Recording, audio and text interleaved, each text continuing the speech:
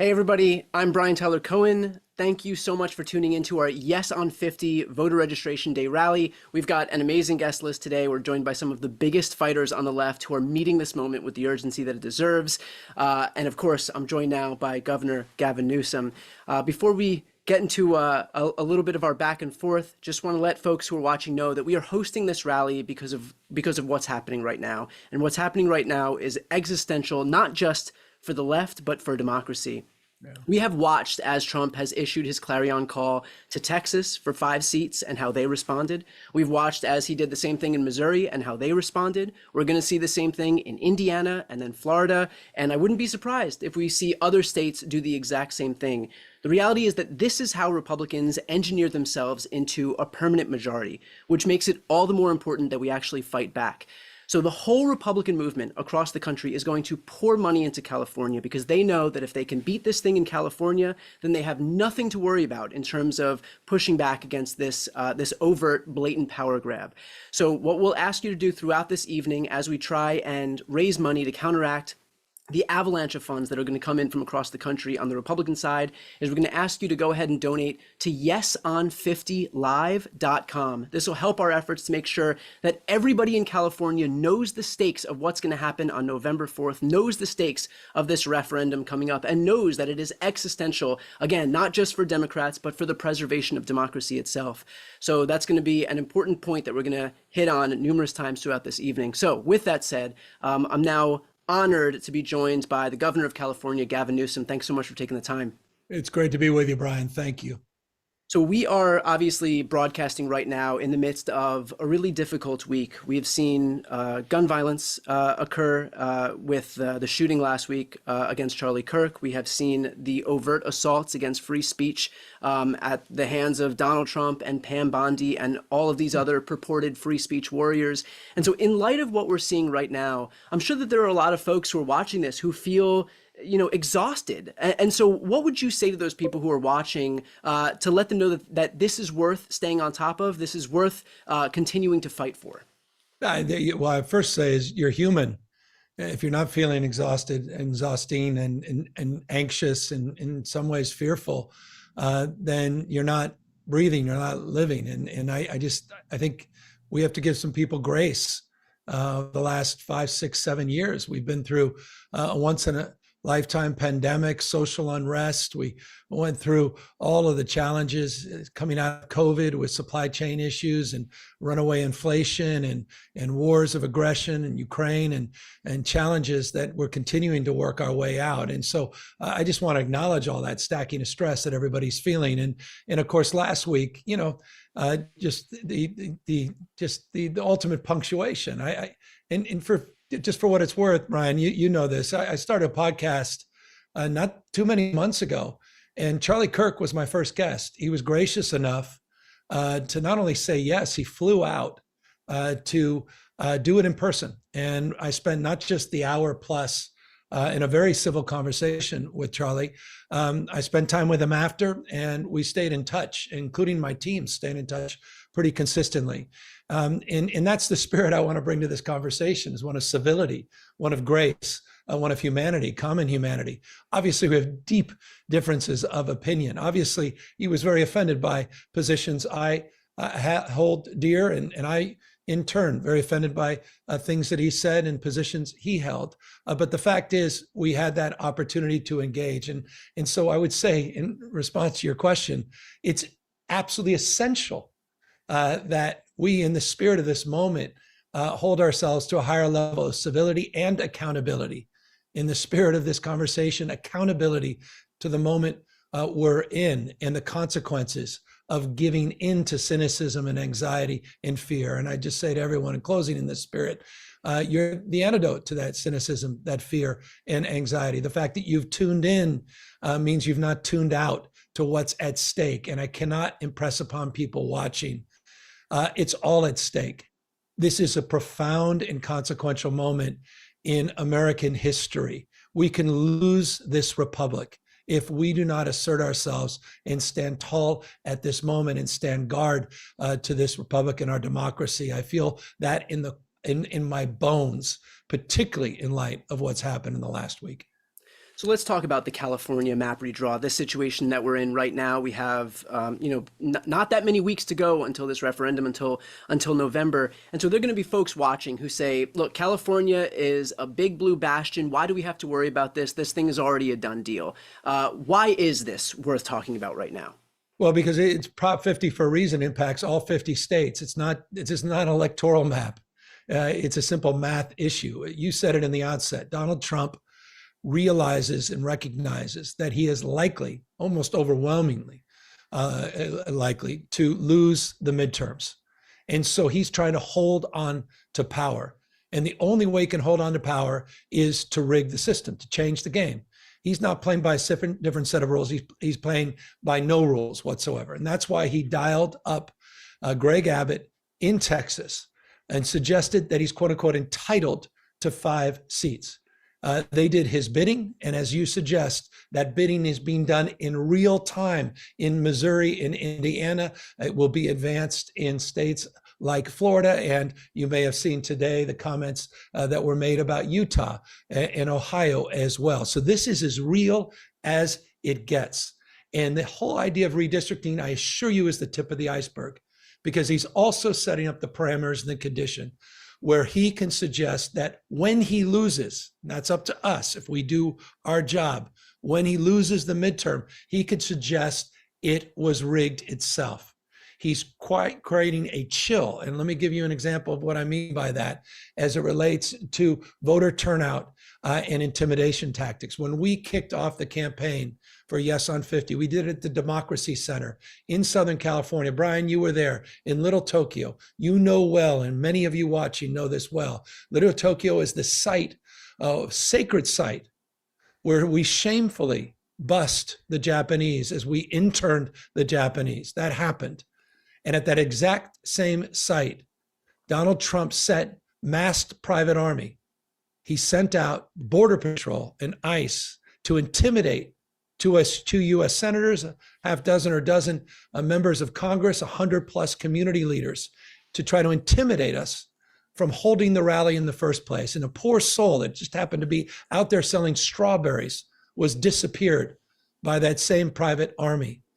That is a preview of things to come, I assure you, at voting booths and polling places across this country. Just as we said after he federalized the National Guard and he sent the military, not overseas, he sent the military to a United States city in Los Angeles, 700 active duty Marines, is intended to chill free speech and free expression.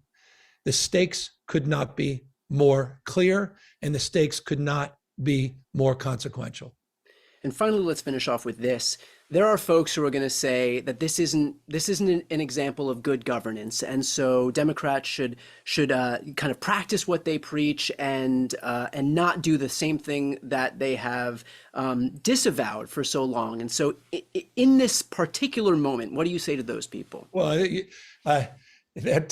we can certainly do that. We can have a candlelight vigil. We can hold hands. We could talk about the way the world should be. We could come out with a white paper and talk about, how did all this happen? There could be some best-selling books as we watched our democracy slip away, as we watched the rule of law turn into the rule of dawn, as we watch yet another law firm or another media organization sell their soul, or to see another corporate titan sitting there and give personal, sit there and fealty to the dear leader. We could see more companies get socialized and nationalized. We can watch universities sell out. We can see this democracy slip through our fingers. We can sit there and say, boy, people really should have stood up and taken this guy, Stephen Miller, a little bit more seriously when he called the Democratic Party a terrorist organization, or taking the Department of Justice and its attorney general, its leader, who said that any speech they don't like is now hate speech, and they'll have the ability to shut it down and say, boy, we could have done something more. Or we can recognize the moment we're in,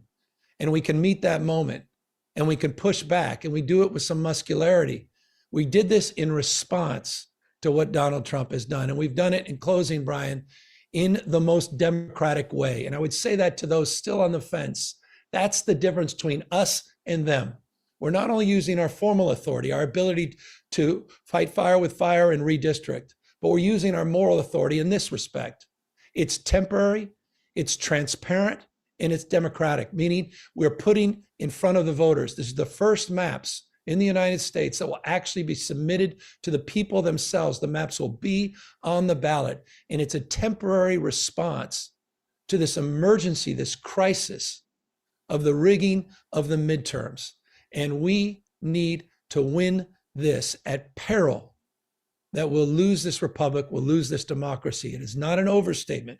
This is code red. We all need to wake up to what's going on. And maybe, in final words, maybe I'm saying that from the prism of being a governor of a state where I watched the military asserting themselves to try to take over for domestic policing, where I watched this private army that is the most funded private army of its type anywhere in the world, with ICE out there in masks, intimidating people and their free expression of speech.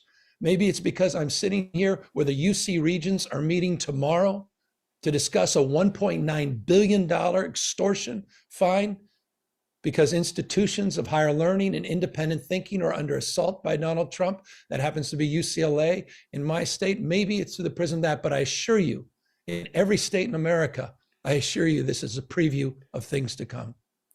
Perfectly put. And to underscore how important that is, the reality is Republicans know all of these things, which is why, again, as I mentioned in the beginning, they're going to pour a ton of money into this effort, because if they can neutralize California, that's all they need, especially with the weapons that they have at their disposal, meaning Texas, Missouri, Indiana, Florida, and on and on. So for those who are watching right now, if you'd like to help us make sure that everybody can become aware of what's happening in California, please donate what you can to yeson50live.com, and we'll be repeating that throughout the evening. With that said, I'd like to take the opportunity now to introduce my friends at Crooked Media, two of the hosts for Pod Save America, Jon Favreau and Tommy Vitor. Pod Save America, of course, is a liberal podcast, and Crooked is a media organization that was started after these guys served in senior positions in the Obama administration. Jon Favreau is the chief speechwriter, and Tommy was the spokesman for the National Security Council. It is my honor to introduce my friends, Jon and Tommy. That's the nicest intro Hey, I've Brian. ever gotten. Jeez. Yeah. Feeling comfortable now. You guys can pay me afterwards. We already do. I pay you a stipend.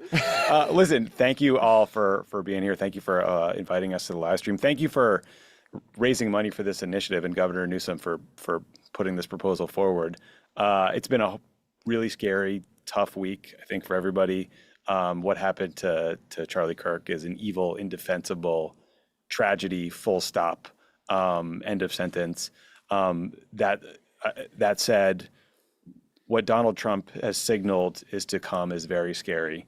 And it sort of reminds you of what this country could look like if there is no check on his power. And I think we have all thought and hoped and believed that the first check on his power would be the midterm elections. But clearly Donald Trump wants to steal the midterms through this redistricting process, and we have to fight back. And so that's why this is such an important proposition. Yeah, I think it's pretty simple. In an ideal world, there would be no partisan gerrymandering, and everyone would sign on to the bill Democrats introduced a couple of years ago to have independent, nonpartisan redistricting all over the country. That is not the world we live in. Donald Trump decided one day that he wanted to squeeze 5 more seats out of Texas, and basically has been pretty honest about it. There's no pretext here. He's not trying to hide it. He's just saying, I want 5 more seats, and now I want all the other states that can give me more seats to redraw their maps so they can give me more seats as well. So then it's easier for me to win the midterms. So then I don't have to be investigated for anything. My administration doesn't have to be investigated for anything, and I can continue to confirm judges and pass all kinds of legislation. And if we win the midterms, Donald Trump will never sign a piece of legislation again. If we win the midterms, we can start trying to hold his administration accountable. And so this now comes down to Prop 50. And I know some people might think, well, it's California, Democratic voter registration advantage, should be no problem. It's going to be, a lower turnout election. And so a lot of political junkies, like the people who are probably watching this live stream, are going to show up, and that's that. Well, the other side is going to spend millions and millions and millions of dollars to try to defeat this, because Donald Trump and the Republicans are very aware that if we draw the maps here to, try to neutralize what they're doing in Texas and other places, that it's going to be harder for them to win. And, reporting suggests that on Donald Trump's mind are the midterms more than they ever have been. He is very, very intent on winning these. He's very, very nervous about the possibility of being investigated, his administration being investigated. So they are going to dump an enormous amount of money in here, and they're going to try to get their base going and to get people to turn out in midterm elections that don't usually turn out, that usually just turn out for Donald Trump in presidential year. So they're throwing everything they have into this, which is why it's really, really important for everyone to donate so that we can get the word out, so that Governor Newsom can get the word out. And ballot initiatives in California are always a little confusing, having lived here for quite a while now. And so we have to remind everyone through communication, through spending money on ads, that you got to vote yes on this to make sure that we have a chance in the midterms to take back the House. So please, if you can, donate to yeson50live.com. You can go right there and donate. And thanks everyone for listening and for tuning in. And now we're gonna bring in a Massachusetts luminary. Yes, Senator Elizabeth Warren is on the stream. Our real home state senator. Great to see you. Yeah. Good to see you guys. The Patriots are 1-1. That's the best news I've gotten all week. How are you? I'm doing just fine. Thank you very much personally. But do keep in mind, I am here in Washington, D.C. And I go in every day that I'm here to work in a Senate controlled by spineless Republicans and to worry about what comes over from the House, which is controlled by spineless Republicans. You keep thinking about, why are they pouring so much into this? And I think you make exactly one important point, and that is Donald Trump does not want to be investigated. But I want to dig a little more on this, because part of what's at stake here is that what Donald Trump has been able to do over the last, how long has it been? 158 years. Since January when he was sworn in, is that he has been able to break the law over and over and over and over and over and over. And people say, what can we do? Well, I'll tell you, if just a tiny number of Republicans in the House or the Senate would say, we're done, we're not doing that, you can't do that. Donald Trump, yes, you are president, but here are things you cannot do. And used our leverage and said, we won't pass anything out of the House and out of the Congress. We won't give you funding. There are all these things we would have power to do. The problem is the Republicans just try to outdo each other in how fast they fall to the floor to kiss Donald Trump's feet. And the consequence of that is the whole basic structure of government now is breaking apart. So here we have Donald Trump, the would-be king, and Congress, under the Constitution, there was always this unspoken presumption would jealously guard its power. Well, it's not under Republican control. It is acting like a frightened child, just anything Donald Trump wants, just don't let him get angry with us. And so you've got the House and the Senate under Republican control just falling to the ground. The difference, if we had either of the houses under Democratic control, is that stops. And if we have both houses under Democratic control, now we are truly back in the game in terms of making our Constitution work again. And so I just think it's an important part for everybody to understand. It's about the midterms, yes, but please understand how important these midterms are.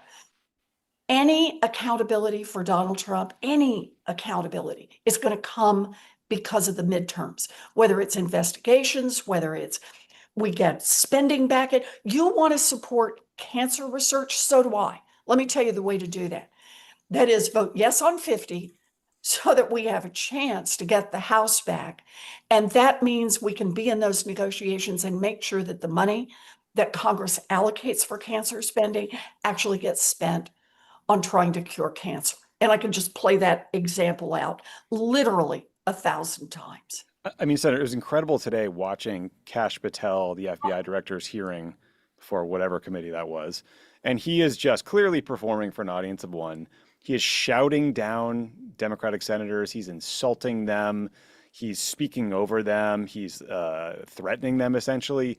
And the Republican chairman was, gaveling quiet the Democratic members. Like, to your point, at one point along the way, it seemed like each body or each institution like jealously guarded its own power above all else. But it seems like Republicans were just thrilled to watch this performance and to watch their colleagues be insulted. Right. Can I be just a little dorky and make the same point again? Please. That is what's happening with the Federal Reserve.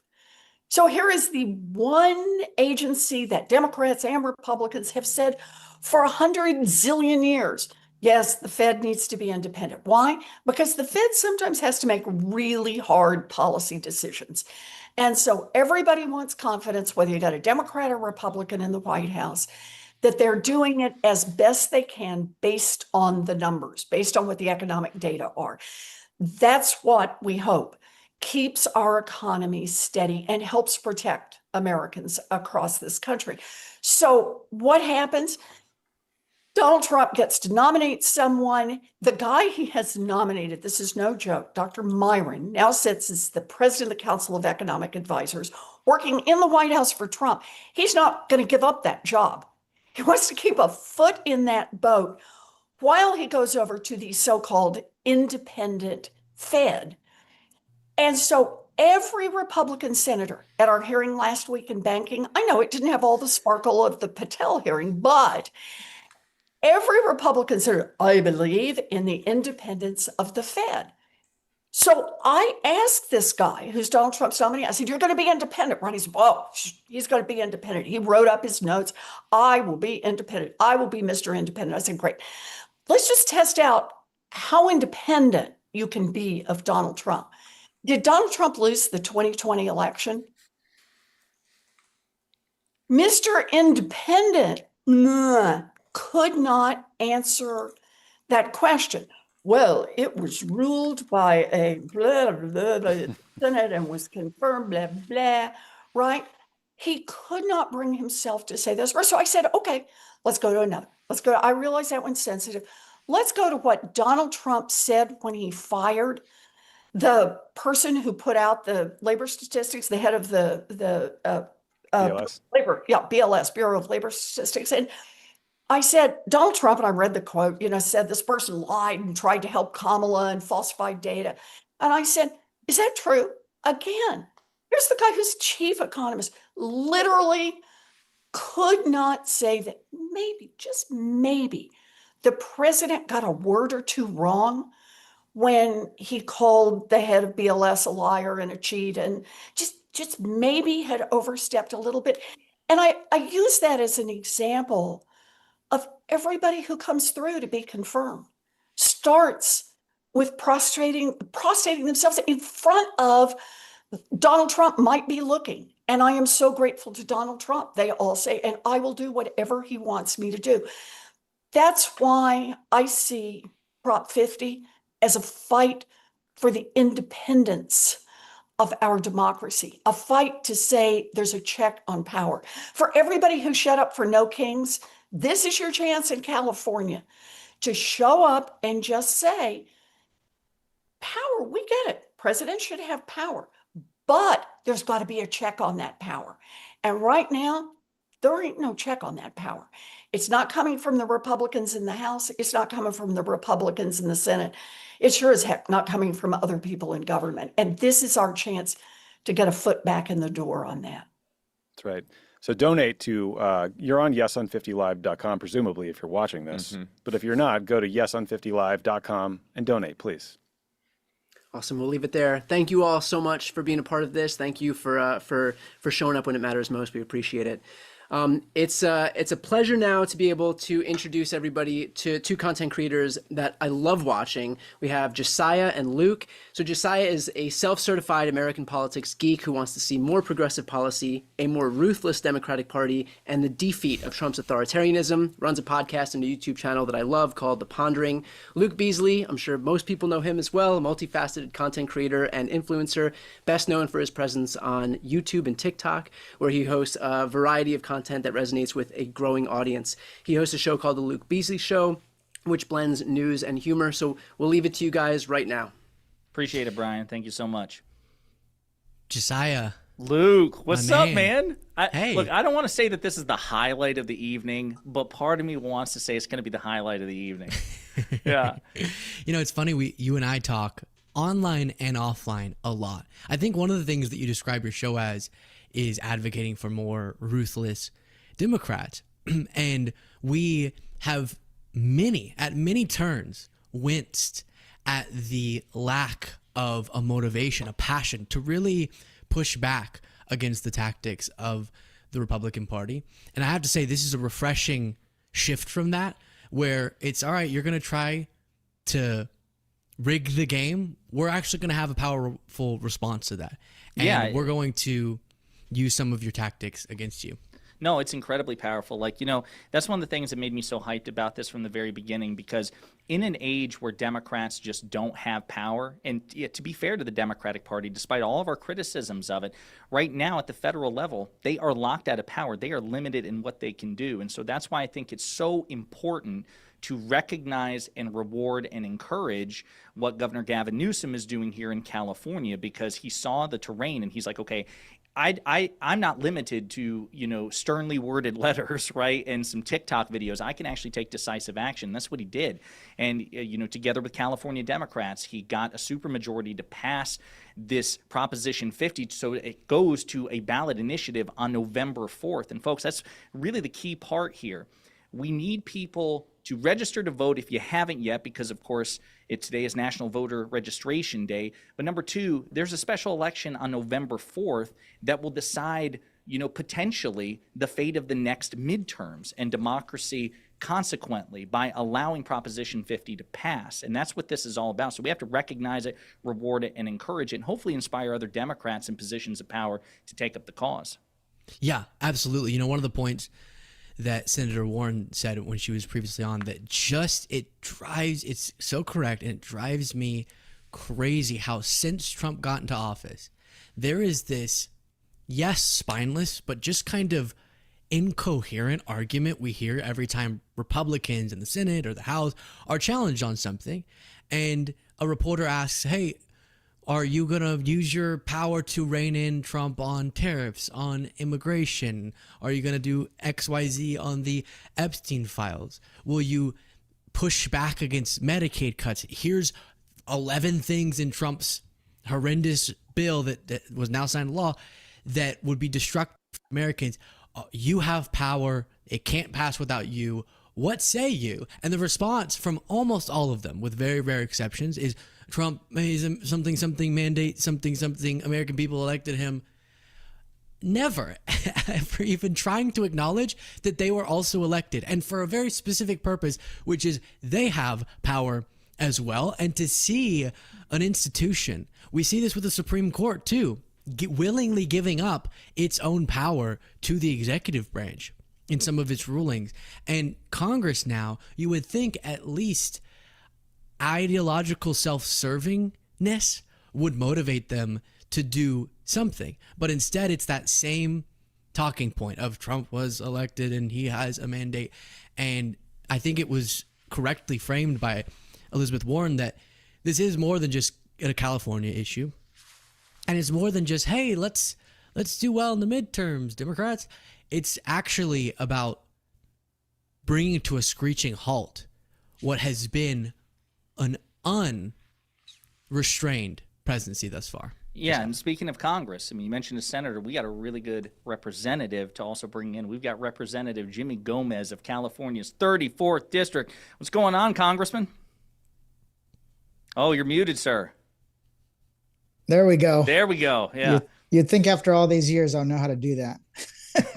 Listen, the fact that you got it like resolved in 3 seconds and not 50 seconds actually gives you a leg up on me, so I'm not going to judge. It's like, wait, come here, staff. No, they're not here. I'm kidding. So how are you? I mean, with all this going on, what do you feel about Proposition 50? How do you feel about all this? You know what? I want to kind of like paint a picture of what's at stake, because a lot of people think that this is just another normal election. Everything's at fucking stake this election. It is, if we do not win back the House, then you're looking at a permanent MAGA version of America, not for 2 years, but at least for the next 10 years, because it is because they're going to solidify all the cuts that they did and build back better. They're the cuts to Medicaid, the cuts to SNAP, the big tax giveaways to the largest corporations and the richest people in this country. Everything becomes solidified.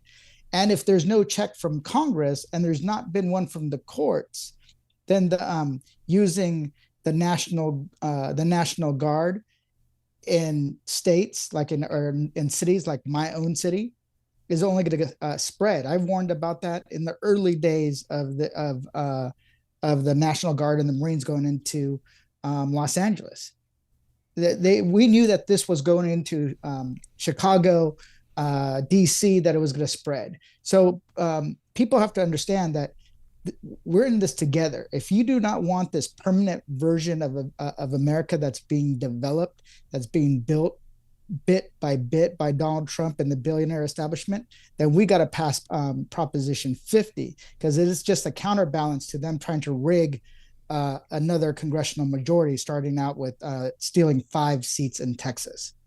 Yeah, no, I mean, I love the way you phrase it here, because, you know, Luke and I are talking about, long-term democratic institutions, but the fact of the matter is, it's not just so abstract. I mean, this is a Democratic majority would be able to prevent meaningful harm to the American people now. In the short term, as you said, like all of the Medicaid cuts that the Trump administration is aggressively pursuing, they're trying to gut the Affordable Care Act. And again, all of this to pay for exorbitant tax breaks for the people who need it the least, and to say nothing of, you said, the consolidation of power. If there's any oversight capacity to be done, if we're actually looking into Trump's corruption, for example, the $5 billion he's made off crypto, the $3.5 billion he's purported to have made in other aspects off monetizing the presidency, that oversight, as he's like looting the treasury of the United States effectively for all intents and purposes, that's going to come from a Democratic majority. And the only way that's going to happen, given all the gerrymandering and the election rigging he's doing, is if we pass Proposition 50.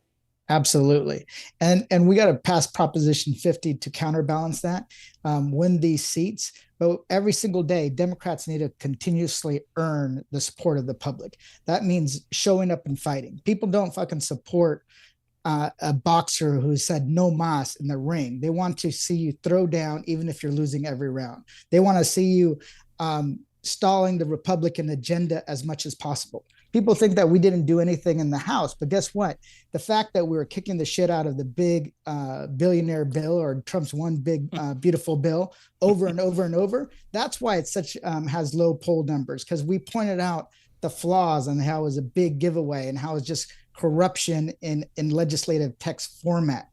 And then we also said, you know what? We got to talk to the people that feel like they're getting screwed over by the system, the people we lost the last election, what Gavin Newsom is doing, what a lot of members of Congress are doing by going into these red areas, because those are the people we have to win over. But if we allow them to gerrymander, rig the election, and we don't respond, well, shame on us. And here's the thing, it is going to be solidified. The MAGA version of America will be solidified. So this is a fight for our democracy, to hold this corrupt family, this mob family accountable, and make sure that we have something to push back with. And don't get me wrong, we win, it's not going to be all unicorns, rainbows, and sunshine. We're going to have a caged animal on our hands, and that caged animal is going to get more aggressive, not less. So but at the same time, I'd rather have that situation where we have an opportunity to win the fight versus one where we're basically where you have Republicans in Congress capitulating the authority of the legislative branch. Yeah, I want to give the final word to Luke. I just want to say for donations, please go to yeson50live.com to back up Proposition 50. Luke, what do you say, man? Yeah, I was just going to say, great points there. I do think, and I have one question if we have time for the congressman while we have him.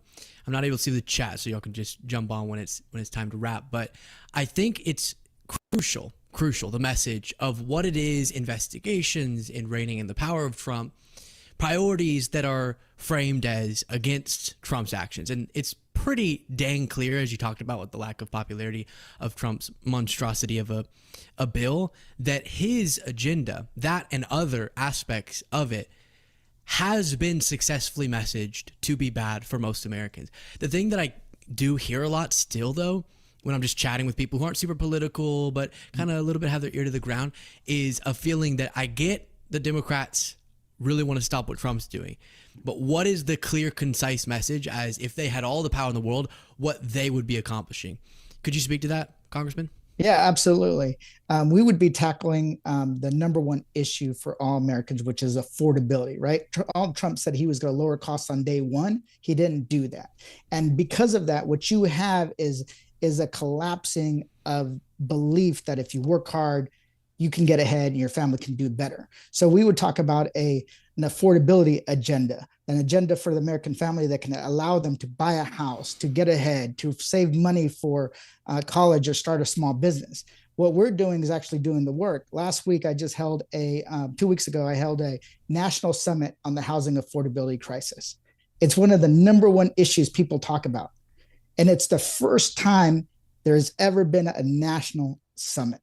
So what we're going to do is going to go after these issues step by step: childcare, housing, tackle corruption in the Trump administration, and then allow people to have a belief that they can get ahead. Because right now, the people we keep losing are the ones that feel that they can't work hard enough and live their version of the American dream, whatever that is. So we have an agenda, and I believe it's going to be an agenda that restores people's faith, not only in the Democratic Party, but also in the idea of America itself.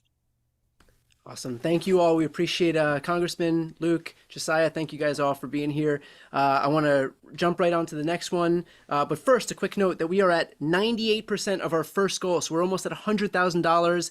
Yeson50live.com. If you've not yet donated, please help support this effort. This is the whole ball game here. Okay. I'm going to introduce now two folks. We have Katie Phang and Congressman Robert Garcia. Katie Phang hosts the Katie Phang YouTube channel powered by the Midas Touch Network. She is an attorney, a legal analyst, a former MSNBC anchor. She delivers sharp analysis, in-depth interviews, and must-see commentary on the legal and political stories that are shaping our democracy. She's also a welcome new entrant into the independent media space. So glad to have you, Katie. And of course, Congressman Robert Garcia represents California's 42nd Congressional District, is now the ranking member of the powerful Oversight Committee, and represents one of the first instances of true generational change that we're seeing in this Congress. So I'll throw to you both here right now. Thanks, Brian. So good to see you.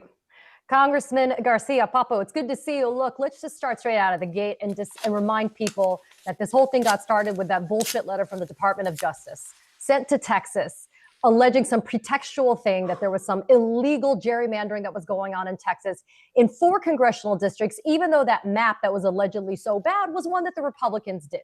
So that, I just want to underscore the fact that they're weaponizing the Department of Justice to be able to illegally rig elections. Now let's fast forward to what we got going on right now, which is if the policies for America are so great by the Republicans, why are they trying to rig the elections and try to redistrict and redo these maps? Hey everyone, Katie, you're absolutely right. I mean, first, let's be really clear that we've never in the history of this country have seen a Department of Justice be weaponized in this way. And it's not just on redistricting. We're seeing it after going after political enemies. We're seeing it trying to quell dissent. We're seeing essentially the pardons of people that should have no business getting any sort of leniency from the United States, the attack on the courts, the attack on academic institutions, all from the Department of Justice, which we know traditionally has had a separation from the White House. Not in Donald Trump's America. In Donald Trump's America, he can have his own police force, which is now ICE. In Donald Trump's America, he can lie and cheat his way to the White House. In Donald Trump's America, he can attack whoever he wants without consequence. He can hide the Epstein files and ignore survivors. And in this case, this is Donald Trump's plan to essentially rig and steal the 2026 election. Completely planned out by him, Stephen Miller, and that entire team over there at the White House. And so they have been working towards this.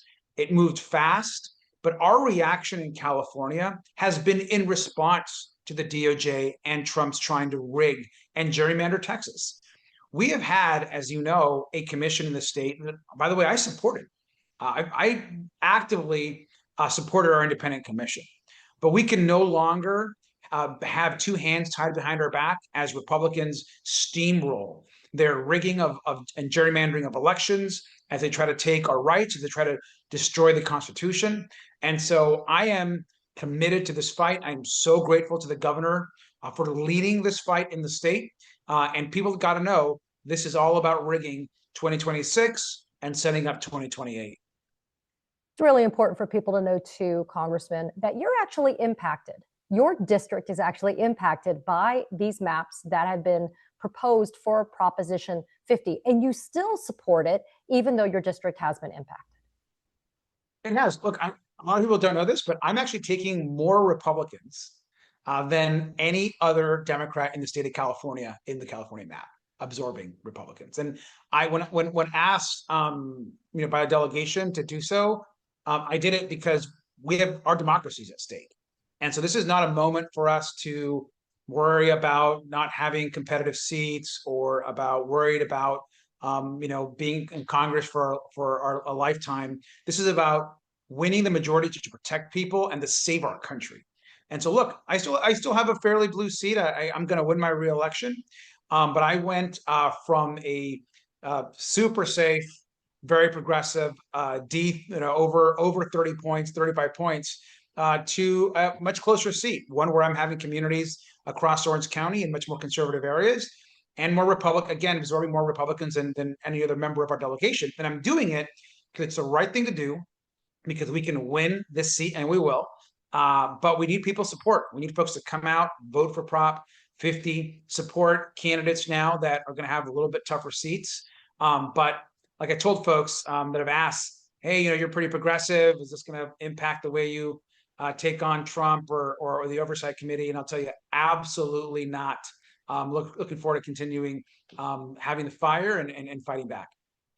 Yeah, and even though Proposition 50 is specific to California, this will impact all of America when it comes to competent representation for constituents in Congress. I want to focus on the work that you're doing in House Oversight. And the reason why is obviously part of the biggest part of discourse these days has to do with the Epstein files. If it wasn't for people like you, Congresswoman Summer Lee, and others, there wouldn't be this push for transparency. Talk about why making sure that Democrats have the right type of representation in DC is a sure pathway to make sure that we actually get the transparency that Americans deserve. This is why I think generational change in our party is really important. And this is why electing and bringing forward new leaders is critical. Katie, as you know, when I was running for Oversight, the leader of the Democrats on Oversight, and I'm in my second term in Congress, so I'm still a fairly new person in Congress standards.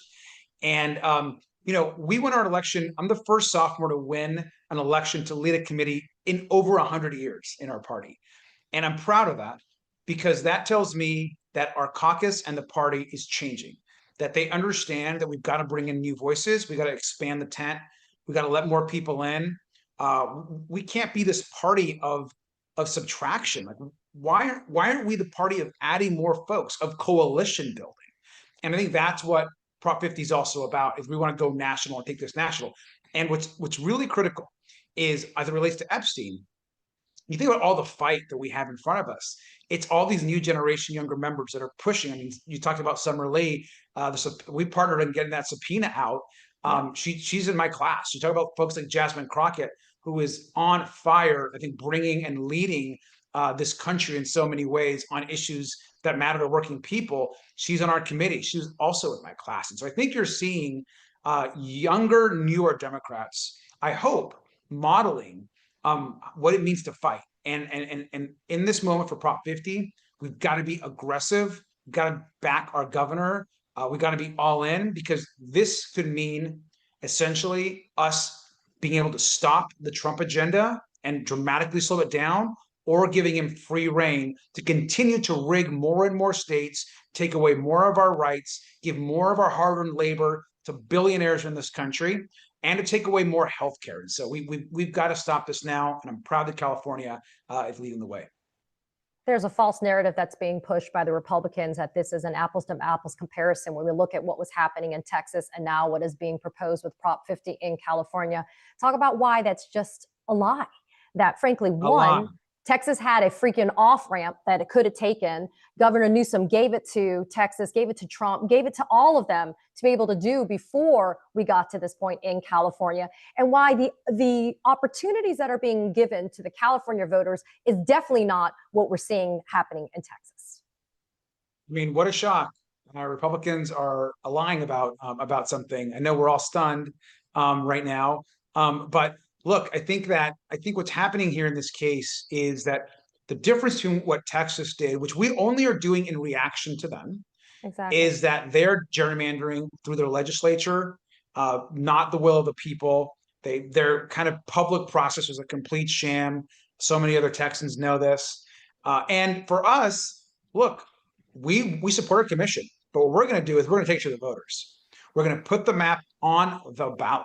So our map is actually going to be voted by the people, unlike what's happening in Texas. And so when we get Prop 50 across the finish line and we win, it'll be because the voters of California have decided they're not going to allow essentially what's happening in Texas with their governor to somehow dominate the next 2026 election. So I'm proud of what we're doing here in the state. And let me just add, because one of my roommates is an amazing Texan himself and a great congressman. Let me just add that I do appreciate all the Texans that have really fought this every step of the way back home in Texas.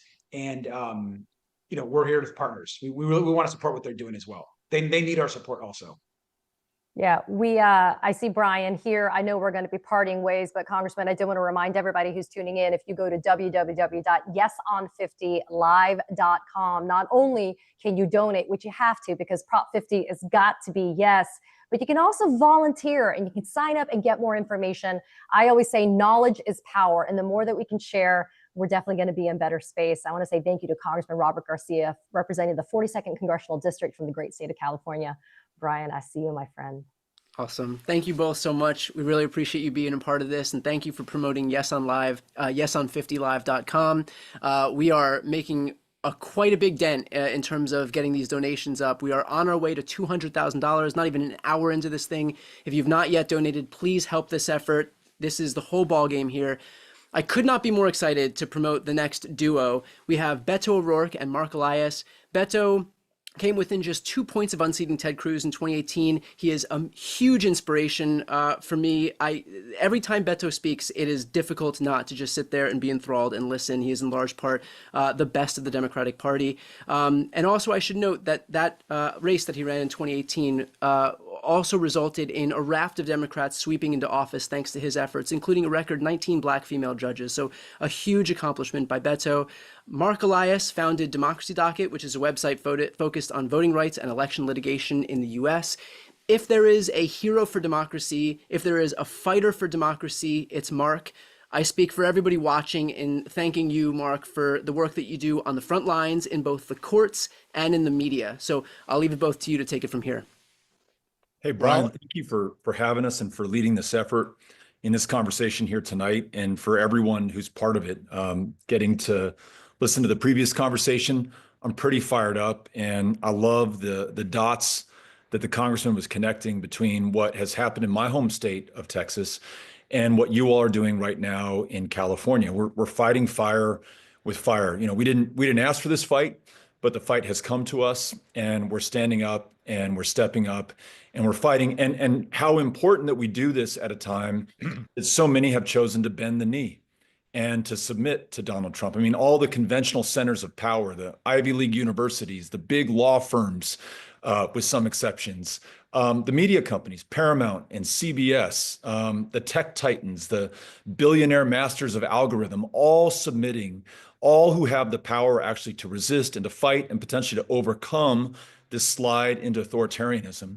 And yet here you have some brave people here in Texas, the Democratic state legislators who broke quorum to deny the Republican counterparts the numbers needed, initially at least, to redraw the maps, but certainly to draw the conversation to Texas, to our democracy, and the need to fight. And then thanks to everyone in California, most importantly, Governor Newsom, for leading that fight and making sure through a very democratic process, literally this is going to be brought to the voters in Proposition 50, redrawing these districts so that we can pick up 5 additional congressional seats to replace those stolen, likely here in the state of Texas.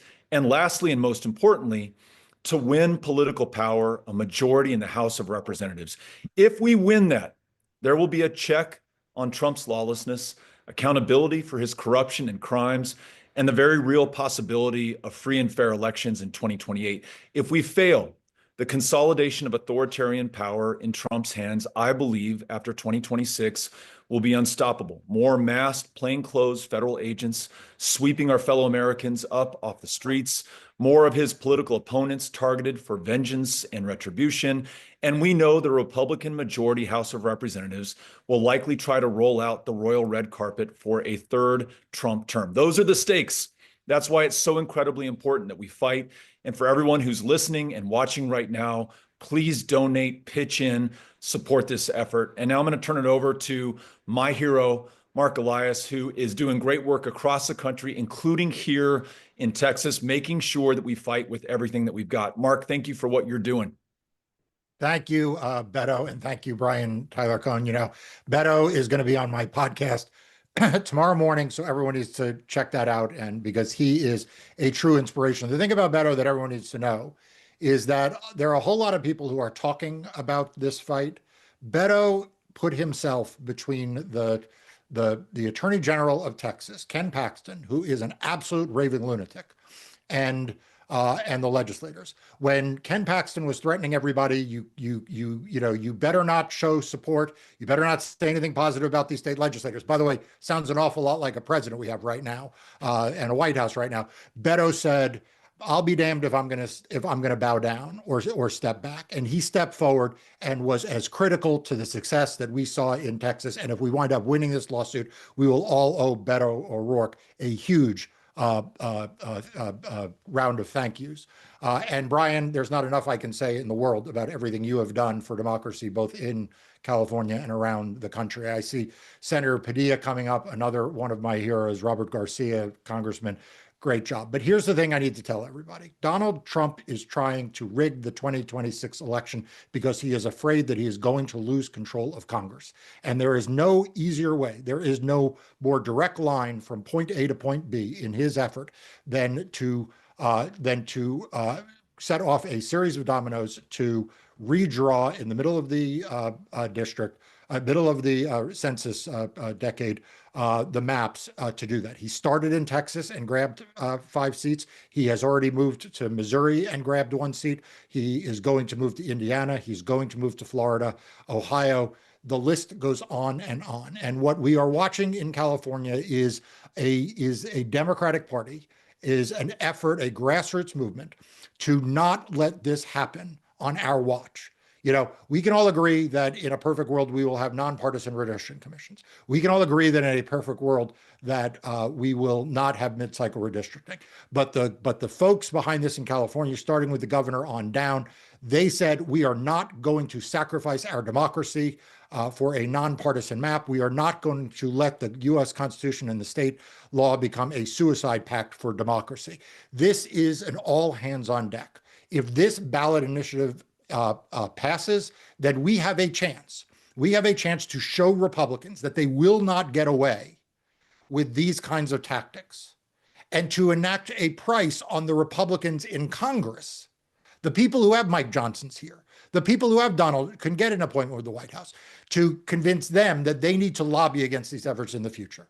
If this fails, then it is just going to provide more incentive for Republicans to fight harder. So the thing I need everybody to do right now is go to yes50live.com.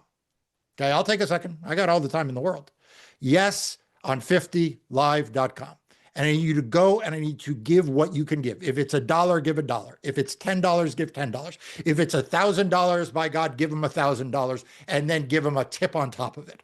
All right. We all need to do the thing we can do. And right now, the easiest thing for you to do is to go to that website and to donate so that the hard work that all of these people are doing in California and people like Beto O'Rourke, who is literally putting himself on the line, like not just appearing on your live streams, but putting himself in jeopardy, that they will have a chance along with the rest of us to fight for democracy. So Beto, I just want to thank you on behalf of everybody who is watching this and everyone who will watch it in the future. History will record you as one of the great heroes. When democracy was at stake, you stood up. And so I want to thank you. I want to thank Brian and everybody else. Super kind of you to say that, and listen, right back at you. Brian and I had this conversation a couple of months ago, and it's one of the reasons I also love Brian Tyler Cohen so much. He's one of the few people out there, at least at the beginning of this, who understood the urgency of the moment. I think for far too long, present company excluded, Democrats cared far more about being right than they cared about being in power. While at the same time, Trump only cared about being in power. He didn't care what was right, what was legal, what was moral, what was ethical. It was all about power. And thanks to Brian Tyler Cohen, who's really been waking people up across this country. Thanks to you, Mark, for what you've been doing in courtrooms across the United States of America. I think our fellow citizens are waking up. And it's not just Democrats, by the way. As you know, it is independents, it is Republicans, it's people who believe in our democracy, in self-government, and a government of, by, and for the people, that 249 years into this experiment, we are on the verge of losing unless we stand up and fight with everything that we've got right now. There are about 14 months left to us. And again, if we fail in this proposition, then we lose the republic.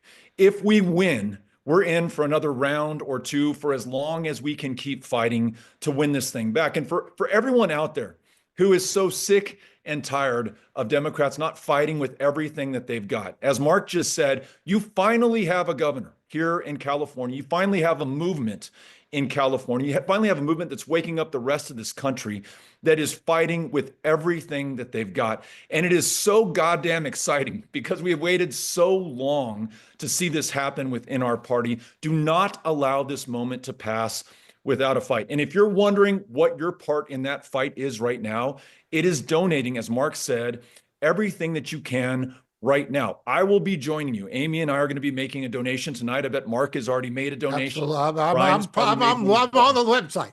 Yeah. So let's get it done. I mean, do not allow this moment to pass without a fight. That's why we're here. Yeah. And let me just say in 20 seconds here, Brian, I want to also echo what Beto said. Brian Tyler Cohen doesn't have to be doing this. Brian doesn't have to do a lot of stuff that he does to stand up and fight for democracy. And for all of the shit that gets thrown here and there, we owe him a big debt of gratitude. There would not be a Mark Elias on YouTube without Brian Tyler Cohen. Okay. Like the Democracy Watch series that he approached me on has been vitally important in spreading the word. And he has done enormously important work. So thank you, Brian.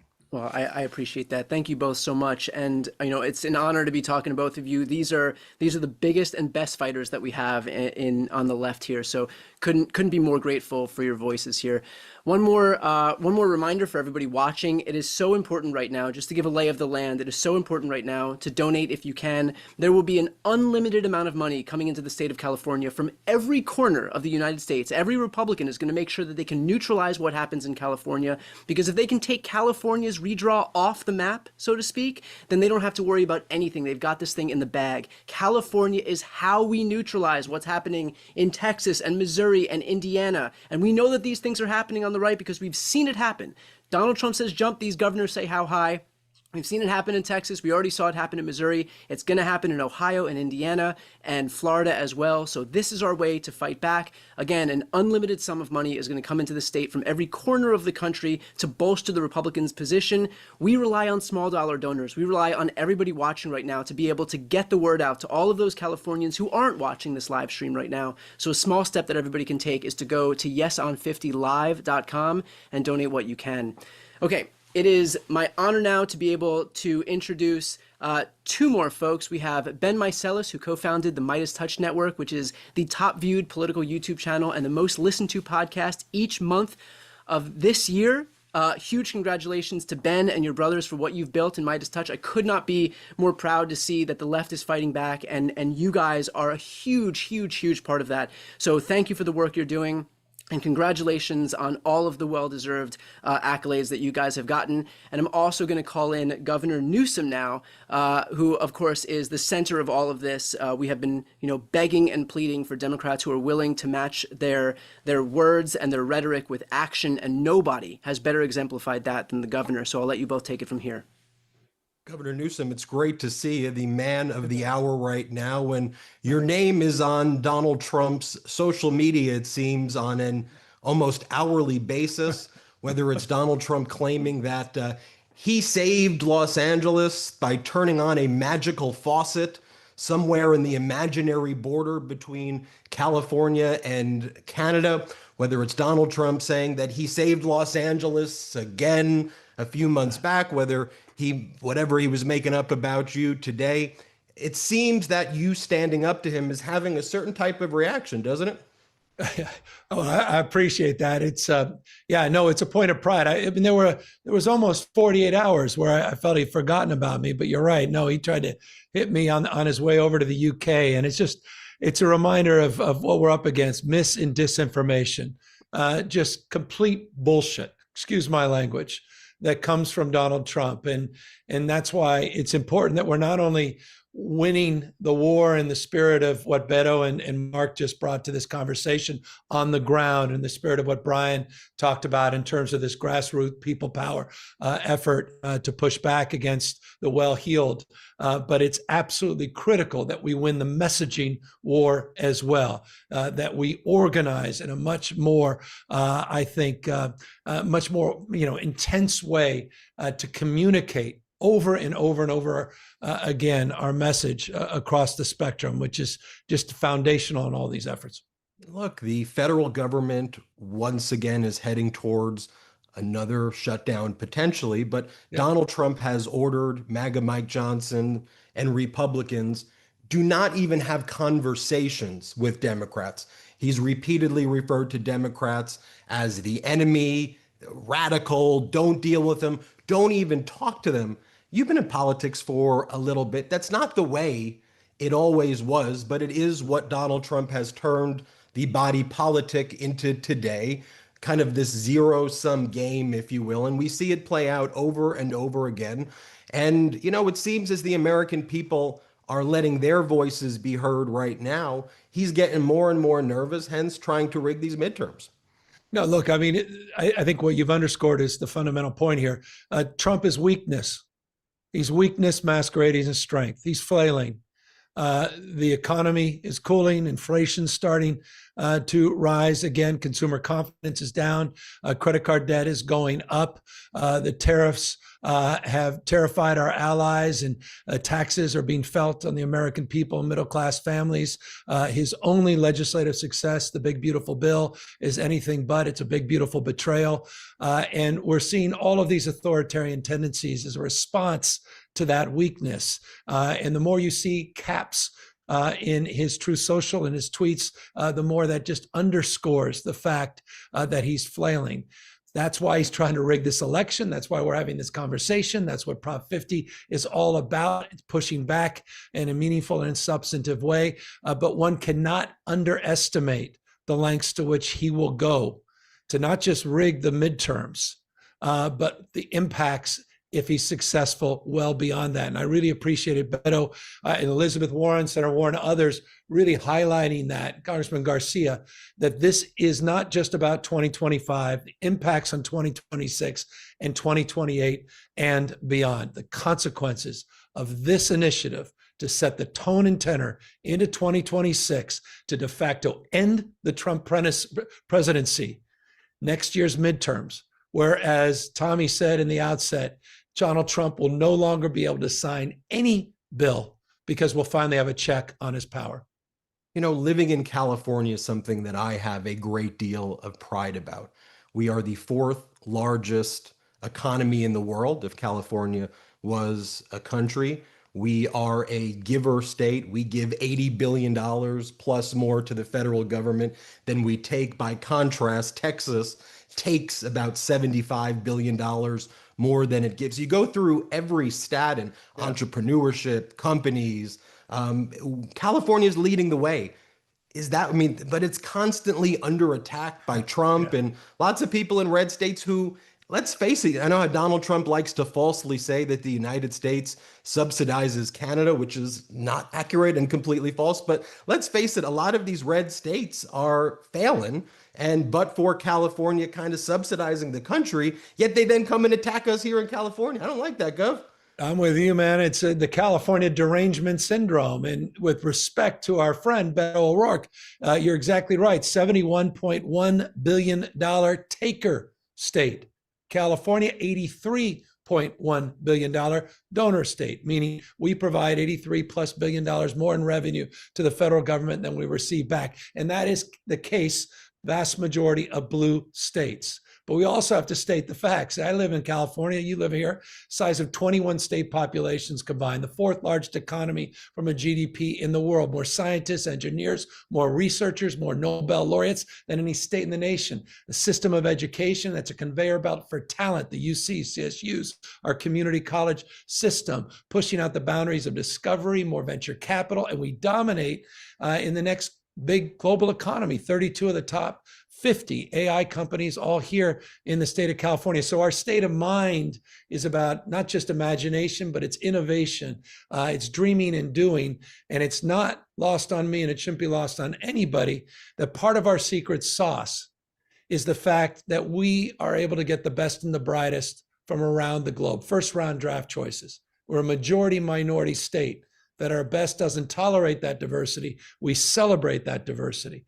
All of that's on the line in terms of the assaults of Trump and Trumpism and going after DEI, ESG, CRT, anything with three letters, this guy seems to be assaulting.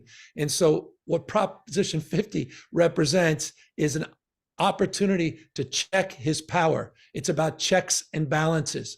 It's about the rule of law. It's about co-equal branches of government. And that's why I'm so grateful to you and so many others that are tuning in so that we can tune up an understanding of what's at stake with this initiative. Let's talk about this event today before we go. National Voter Registration Day, so it has an added layer of significance. The website is yeson50live.com. Everybody go there. I'm going to make a donation after this at yeson50live.com. But you bringing together all of these people here in new media, bringing members of Congress and senators and leaders together, rallying together to support our democracy and to support this existential threat. How big of a deal is this event today, Governor? I think it's huge because you guys have done one thing that I think we all need. I imagine you might need, and that's some optimism, some hope. I think that we show up for each other. We're showing up for a cause greater than ourselves. And as Beto was saying, 249 years of these enduring principles and values, the best of Roman Republic and Greek democracy, about to celebrate the 250th anniversary of our founding fathers. It's all on the line. It's all at stake. And I think for me to see everybody show up like this, that's incredible. It gives me a sense of optimism and hopefulness. And what I think it also represents from a very organized perspective is that we're not just engaging in platform thinking, we're also engaged in platform doing, that we're actually manifesting something here. We have something to be for. We have work to do. We have agency. And what I think this whole engagement tonight represents is the power of the people In a democracy, Brandeis said it best, the most important office is office of citizen, active, not inert citizenship. And it's people making contributions, $3, $5, $10, making contributions by going out there and volunteering that will be the story that will define not just the success of Prop 50, but the story that I think will define this moment in the history books as we move into the 250th anniversary of Governor, thank you for what you're doing. Great conversation. I echo what everyone else said about you, Brian Tyler Cohen. You gave me that very nice intro, but you're the OG in YouTube, and you've paved the way for a lot of people like us. And thank you for putting this event together, Brian. Governor, thanks for fighting for us. You give us all hope to see the governor, the largest state in the United States, pushing back, fighting for democracy. Thanks for everything you're doing, Governor. Appreciate it, brother. Thank you, guys. Well, thank you both. And look, this is, again, to echo what Ben and the governor were saying, this is what it looks like when you actually put words behind action. For so long, Democrats have been begging for not just strongly worded letters, but for actual real action, for actual push to what we're saying. And that's what we're seeing right here in California. But that's just half the battle. This thing is going to be a referendum on the ballot, but California is a huge state, and it's going to require getting the word out to so many people. And Republicans are already doing it. The day that this thing was announced, we had Republican operatives sending mailers out to every single address in the state. I know that if you live in California, you've seen them. You've gotten those mailers in your mailbox saying to vote no. We have to push back. This is our way to protect not just the future of the Democratic Party, but the future of democracy itself. And that relies on being able to reach all of those people who aren't paying attention to politics on a daily basis, which, to be honest, sounds good for everybody's mental health, but the reality is that it's going to take a lot of push from all of us who are paying attention to make sure that people know what's going on. So we are getting very close to our $200,000 mark, which is a huge milestone. But please, if you haven't yet donated, go to yesonfiftylive.com. Okay, I'm so excited to be able to introduce our two next guests. We have Joe Carducci and Senator Alex Padilla. I'm sure you've heard JoJo from Jers. She's worked so hard to make herself a household name. I'm also very proud to be from the same home state as her, the state of New Jersey, where it should be known that we have the best pizza in the country. And Senator Padilla, U.S. Senator from right here in my new home state of California.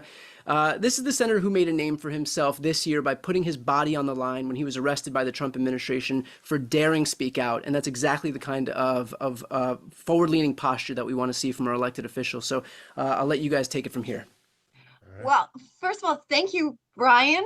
I did not know that you were from the Garden State, the greatest state in the country. No offense. I'm just kidding. I'm here from New Jersey participating in this event for Prop 50 in California because I understand that the stakes of this moment are much greater than the best state on the planet, which is, of course, New Jersey. Again, no offense. But Senator Padilla, it is wonderful to see you again under slightly better circumstances than the last time we spoke. But pleasure. I just wanted, I'm happy to see your face. I feel like we bonded a little bit in a unique way through some tragedy that happened last week. But I wanted to just start with something that is important to me, a thread that ties us together, which is that we are the children of immigrants. And the governor just said, in this country we celebrate diversity. Your parents, my dad, they believed in the American dream. They worked toward that end. They participated in achieving that. Donald Trump and MAGA Republicans, they don't appreciate that diversity. They, on the other hand, quite the contrary. They're trying to attack it. And so I want to start there, if you might, with what's at stake right now for the American dream for people like your parents, people like my dad. Sure. No, Jojo, great to be back with you. And I mean, I think a couple of things. Why does Donald Trump have it in for California so badly? It's because California is like the opposite of his vision. California is not the most populous state in the nation, the most diverse state in the nation, home to more immigrants than any state in the nation. And as you've been hearing, California has grown to become the fourth largest economy in the world. And that's not a coincidence. That doesn't happen despite the immigrant population. It's because of the immigrant population, the contributions of so many immigrants as workers, of course, but also as consumers and as entrepreneurs. But because of and there's a lot to say about Donald Trump here, but California is the embodiment of what the future of the country is, increasingly diverse, and we should be increasingly inclusive if we want to embrace the economic and cultural impact of it. But what does Donald Trump do? He attacks California. This mass deportation agenda that he has started his administration with is centered not just in California, but my hometown of Los Angeles. So imagine how offended I feel as a proud son of immigrants when, look, I knew my dad who worked for 40 years as a short order cook. My mom worked for 40 years cleaning houses so that my brother, my sister, and I can get a good education. That was it, and achieve the American dream. And that's the same story of millions of immigrants throughout California and throughout the country. And Trump and Republicans just can't handle it. So instead of trying to build on that success and that strength, they try to demonize it and attack it. So it's one of the many arguments why we need to support Proposition 50, because Prop 50 has been the most powerful tool presented to us to rein in this out of control administration. They want to steal next November's election by rigging it before it even starts. But California is going to step up and push back by approving Prop 50 this November. I appreciate the fight coming from California very, very much. This is obviously the moment to be meeting, and the governor and all of your leadership are meeting this moment extraordinarily. And so I want to speak to your point about what Republicans are doing and ask you, why are they trying to cheat ahead of the midterms in 2026? I mean, what do they know? Look, my point of view, both as a Californian and as a member of the Senate here, to me, it's pretty obvious. Under normal circumstances, a party in power would be proud of their legislative accomplishments, and they'd run on their record in the midterms to try to stay in power. But that's not what's happening here. They know how not just unpopular, but damaging their record has been. Right? This destruction of confidence in the judiciary, the federal government as we know it, their cuts to healthcare, their cuts to nutrition assistance programs, their tax breaks for billionaires, on and on and on. The only hope they have to hold on to power next year is to rig the election before it even starts. So before I even get to redistricting, whether it's legislation they've introduced or the executive orders to make it harder for eligible Americans to register to vote, to stay registered to vote, or to actually cast your ballot, that's just part of it. The Department of Justice, and I'm a member of the judiciary, I've seen it up close and personal, they're politicizing the Department of Justice now, just like they did in the first Trump term, trying to obtain all the personal information of voters in select states to try to tee up the purging of voter rolls. And on top of that, this redistricting push. I mean, I don't know about you, but when I first saw the news report of Trump calling Governor Abbott in Texas saying, five more Republican seats, it sounded a lot like when Donald Trump called the Secretary of State in Georgia in 2020, when he said, find me 11,000 more votes. They'll do anything to cling to power. That's what this is. And so as I try to sum it up to folks when I'm walking around, if you care about reining in this administration that has overreached, violated due process and the Constitution with their mass deportation agenda, if you care about the rising cost of groceries and housing and healthcare and energy and so much more, and you want to do something about it, you got to support Prop 50. If you care about the rule of law and defending the principles of our Constitution, you have to support Prop 50. It's the biggest check. It's the strongest guardrails against this out of control administration. Yeah, I mean, you mentioned redistricting, and obviously this is what Prop 50 is about. But Republicans will say, "Oh, this is the Democrats cheating, et cetera," right? This is not at all what the Democrats wanted. This was triggered by what they did in Texas. The Democrats have been the ones advocating for fair maps. Can you talk to that? And what would you say to a Republican who says, "Oh no, this is the Democrats cheating," or people in the state of California who think, "I can't vote yes on this because this isn't fair"? Yeah, so be absolutely crystal clear on this. The only reason we are moving on Proposition 50 is in response to the abuse of power in Texas. Again, at the behest of Donald Trump. And by the way, whether California would have responded to this or not, Republicans were going to stop in Texas.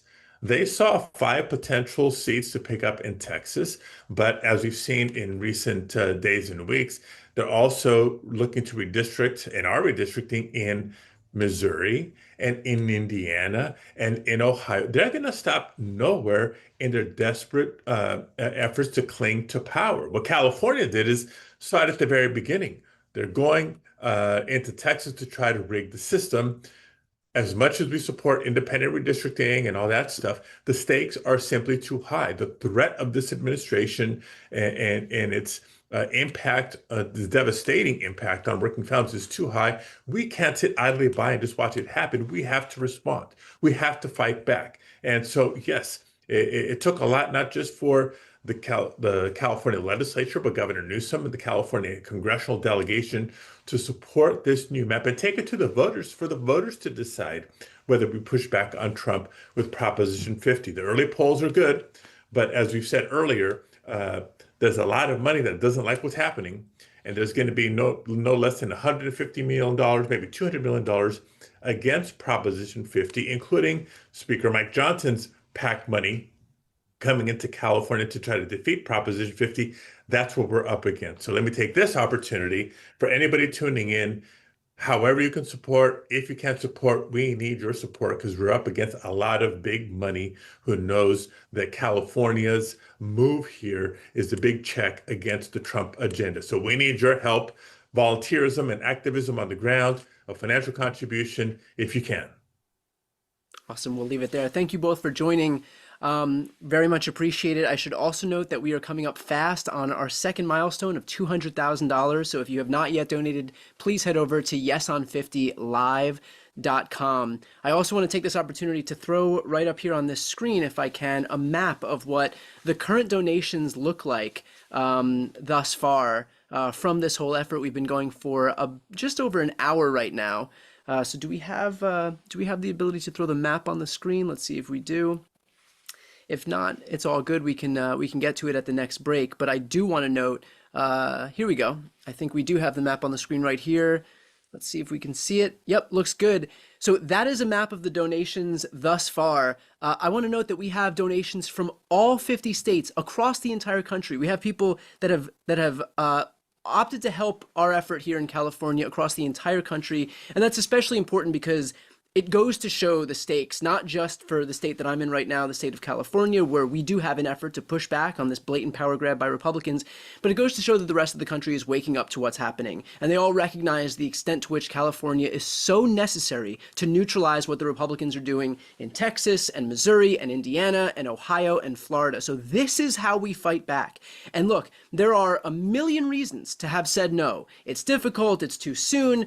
Again, the list goes on and on, but the reality is that we had people here in California between Gavin Newsom and the California Congressional delegation and the state legislature who recognized the urgency of this moment, decided to fight fire with fire and actually move this effort forward. But that's only half the battle. It's going to take all of us to actually pitch in and make sure that this thing passes on November 4th. And the way that we get to all of those people across this state who aren't paying attention right now is to make sure that we can raise some money, grassroots funds, and get in front of them on TV, on their computers, in their mailboxes, whatever it may be. So even if you can only donate a few bucks, every little bit helps. Yeson50live.com. Okay, very excited right now to be introducing our two next speakers. We have Harry Sisson, who is one of the most recognizable faces of the next generation of progressive content creators. He is doing the hard work, getting out there every single day on TikTok and vertical platforms and on YouTube, reaching Americans where they're consuming their news. It is so important, so grateful for his voice. And we also have Representative Ray Reid, who serves Missouri's 83rd House District, representing communities across the St. Louis region. He was one of the 3 Missouri Democrats to stage a sit-in protesting the state's new maps for several days and nights. So I just want to say on behalf of me and everybody watching, thank you for the sacrifice that you have made. Looking forward to your guys' conversation here. Thank you. Well, Brian, that was such a kind introduction. I will say I take tremendous issue with the assertion that New Jersey has the best pizza, especially when there's this fantastic city across the river called Manhattan. Dollar pizza on every corner, you can't go wrong. But look, the pizza debate can lie. We are here for a very important reason, which is Donald Trump has a tendency to cheat. when he is backed into a corner and a position he put himself in, he will do whatever it takes to cheat. As Senator Alex Padilla correctly said, in 2020, when he lost the election pretty soundly, he called up the Republicans in Georgia and said, find me 11,000 votes. Fast forward to 2025, Donald Trump is calling up Republican states across the country saying, find me a couple of seats. Texas, find me some seats. Help me out. Trump knows his agenda is wildly unpopular. His big, ugly bill is wildly unpopular. He knows it cannot stand on the merits, and so he's trying to cheat the game. And the really concerning thing about all of this is that Donald Trump is not just stopping at Texas. He's looking at Republican states across the country. And Representative Reed is in one of those states, Missouri, where Republicans right now are actively discussing redistricting. And that's why it's so important to support Gavin Newsom's effort in California and Proposition 50. And Representative Reed, I just got to know, what's it like in Missouri with the threat of redistricting? How are you responding? How are your constituents responding to this threat? Yeah, we are kind of fired up and ready to go. A few years ago in 2018, Republicans did a similar thing. They pushed through their terrible right to work, or so-called right to work mandate across the state of Missouri, and the citizens responded. We got organized, we got labor involved, and we put forth a ballot initiative to reverse what they did. And we're doing that same thing here again with these bullshit bills bullshit maps that they put together. We have now until December 11th to gather 107 signatures for a citizens referendum on their map. And you better believe we are working our butts off right now with our coalition partners to gather more than all the signatures we need to make sure that we stop this map in its tracks. And like California, let the citizens decide what they want their maps to look like. And look, that is so fantastic to hear. I think I speak for everybody when I say we greatly appreciate the work you're doing. I'm curious, you're a young guy. What's your and a young guy in a Republican state, I might add. What's your message to all these different Democratic governors out there who are not pursuing redistricting and responding to Texas in the same way that Governor Gavin Newsom is doing in California? Yeah, the time to fight back is right now. We are so grateful for leaders like Governor Gavin Newsom in California, along with the entire California legislature, Speaker Rivas and their entire team there. We're stepping up to the plate when the time's needed. I know our friends to the east of Missouri and Illinois are working on some things. In New York, they're talking about what they can do. The time to fight back is right now. And please, whether you're an elected official or just someone who cares deeply about this issue, make sure you are registered to vote. Find your space, find where you can be of use to this cause, and get organized. Grab a clipboard, grab some friends, and hit the streets. It's time right now to fight back. Yeah, and I'm looking at this map that Brian Tyler Cohen just showed on the screen. It shows donations coming in from almost all 50 states, if not 50 states. It's incredibly impressive that people coast to coast are seeing the significance of this moment. What do you think that speaks to, that people in liberal states, Republican states across the country are contributing to this cause and getting involved? I think it shows that, although Democrats didn't pick this fight, we're also not afraid of it, and we're all ready to pitch in wherever we can to be a part of this fight. When we were on the House floor, we had folks from all across the country giving us calls, from Kamala Harris to Governor Newsom's team to Chris Coons. Just the Democrats all across the country just kind of wrapping their arms around us and saying, we got your back. And that's kind of what we're seeing right now in California. That's why we're on this call. It's because we've got Californians back, and we're going to make sure that the people have the last say on this one. Yeah, and I mean, look, you're an elected representative. You've put in the hard work to get there. And I think you also have a tremendous understanding of what people are saying. So what are you hearing from your constituents right now? Are they calling your office? Are they calling friends of yours in states around the country? Like, what's the message that you're hearing most from folks that you represent and just broadly? More than anything, we're seeing people kind of wake up, even in a red state like Missouri. Republicans, I think, know that they've gone too far. Although they are, let me be clear, Republicans in Missouri and around the country and states like Texas are cowards for bending the knee to Donald Trump instead of upholding the duties of their offices. But we're seeing folks get fired up, get ready to go, mobilizing, putting their names on the ballot, organizing with friends, finding out how they can help with our citizens referendum. We're really seeing something that we haven't seen since, from my experience, 2008, which I'm really, really excited about.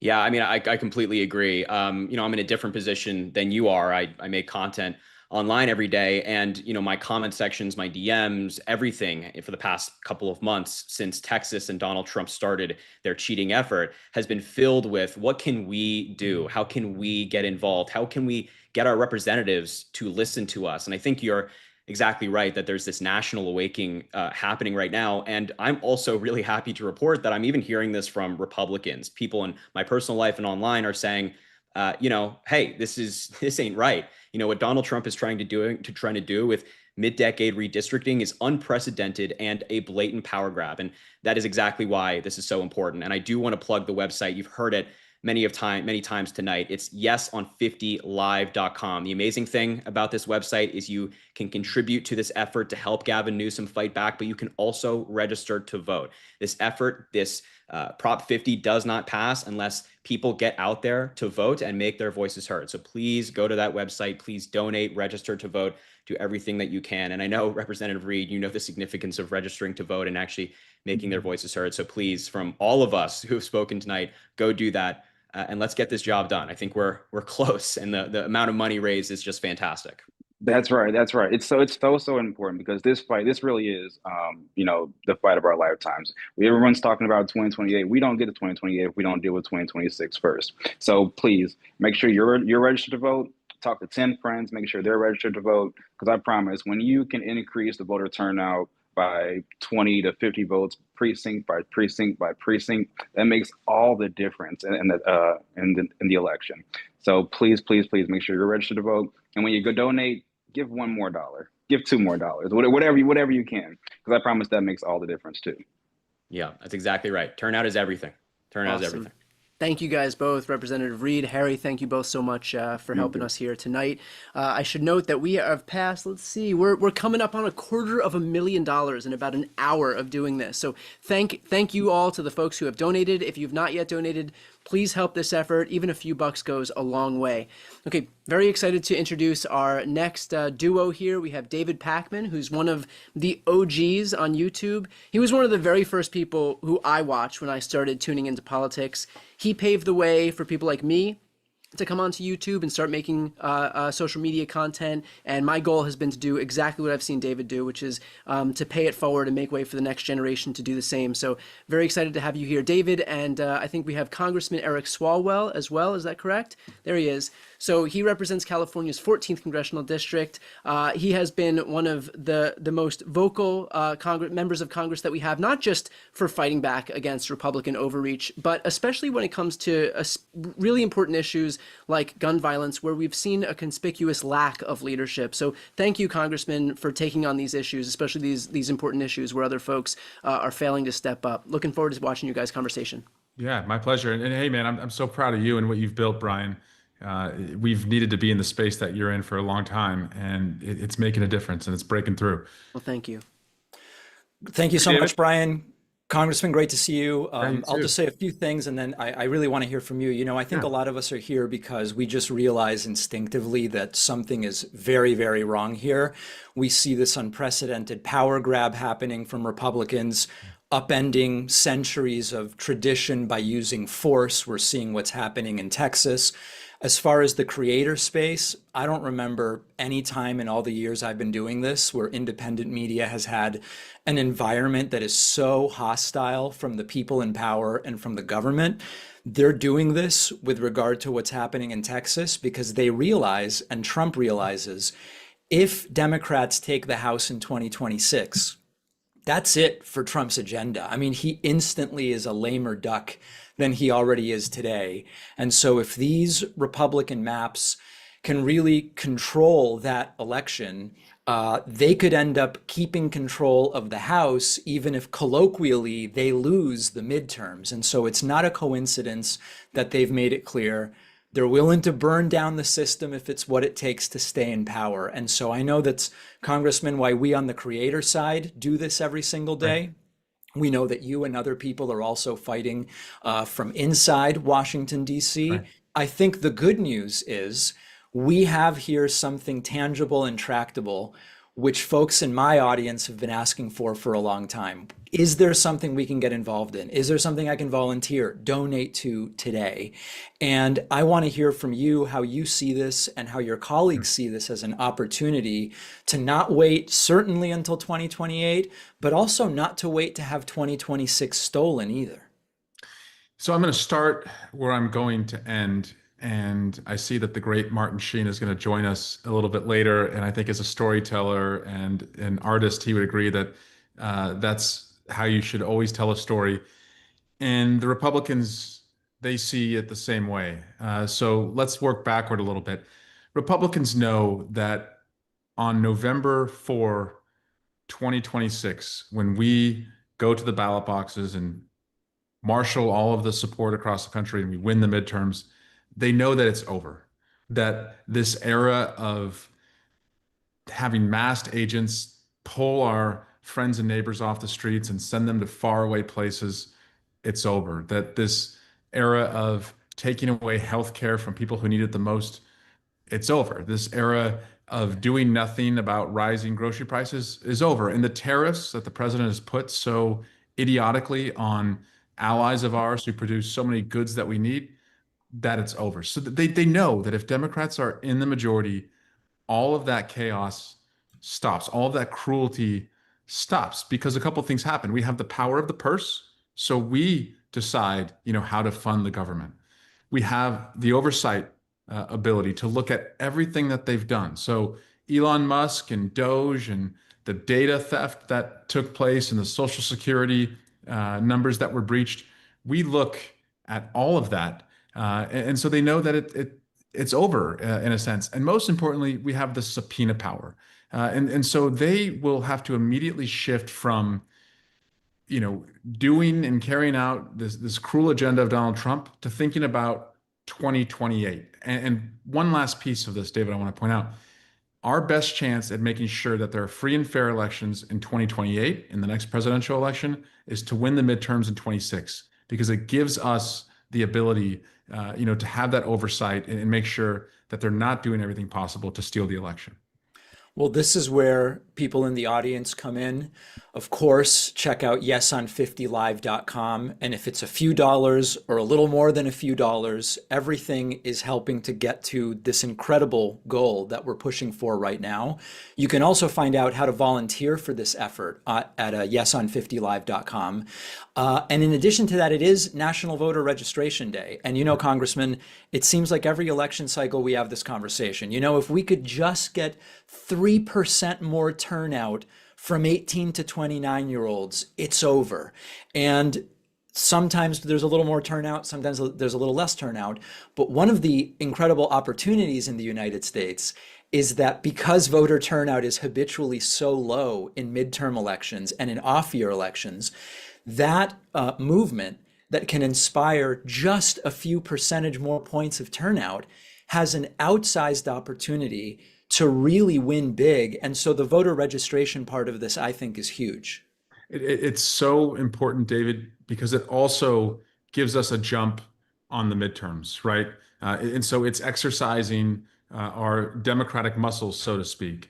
It's giving agency to people who have never participated before. And it's not a dry run, because there are real stakes for what happens, this upcoming special election. But it essentially, it's a playoff game before the Super Bowl next year. I also just want to, put in perspective what it means to win, aside from, getting the 5 seats and countering what Texas is doing. I think in politics, just like sports, momentum begets momentum. So think about this. We go to the ballot box on November 4 to pass Prop 50 in California, and we win. And Mikey Sherrill wins the governor's race in New Jersey. And Abigail Spanberger wins the governor's race in Virginia. And that's a flip for us, going from red to blue. And the 2 Democratic judges on the Pennsylvania State Supreme Court win. Those are 4 big races across the country.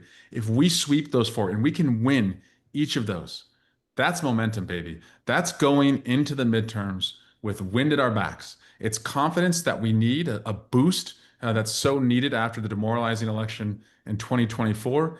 And also on the other side, what this will mean on November 4 is vulnerable Republicans in the House and the Senate will think twice about whether they even want to run for re-election. So it could put even more seats in play. It would demoralize their donor base, it would demoralize their voters, and it would create a sense of inevitability. Not that we can take it for granted, we're still going to have to work for it, but psychologically beating them down and making them, question whether they can even hold the midterms, that's what winning on November 4 is all about. Well, the opposition knows what's at stake. They are able to pour nearly unlimited money into trying to defeat Prop 50. They know if they can get away with Texas but stop California, it puts them in a position to take that momentum that you're talking about. So make sure to check out yeson50live.com. You can learn about volunteering. You can donate. You can learn about voter registration. Congressman, great to see you. Great to talk to you. And Brian, thank you so much for organizing. I stand between you guys and Martin Sheen, and I'm not going to get in the way of that because I'm so grateful that he and also his co-star Dule Hill is going to be are going to be on next. So thank you to both of them for engaging in this battle. Awesome. David, Congressman, appreciate you being a part of this. And with no further ado, I know that a lot of folks are very excited. So I'm going to introduce our next guest here. We've got Tim Fullerton. Tim helped start this show, I should note first and foremost. So a big shout out to Tim. He also had a practice session, we can say, in launching White Dudes for Harris, helped that gain prominence, and he served many roles in the Obama administration. And importantly, he started the Find Out podcast, which I'm a huge fan of, and we need more folks in independent media, so I'm grateful that Tim and his co-hosts have jumped into this space. And now we've got members of the West Wing cast, Dule Hill and Martin Sheen. I know that for so many people watching right now, you both are the platonic ideal of what politics can be. And most importantly, thank you for staying engaged and involved, because it would be really easy to just, show up on set, do your thing, make a great show, and kind of step back and fall back into, just having been an actor. But the fact is that you're using your voices now for to stay engaged in this political process. And so, on behalf of myself and everybody watching, thank you so much for doing that. And looking forward to the conversation here. It's my pleasure to be here. I think it's important for all of us to actively stay involved in any way that we can.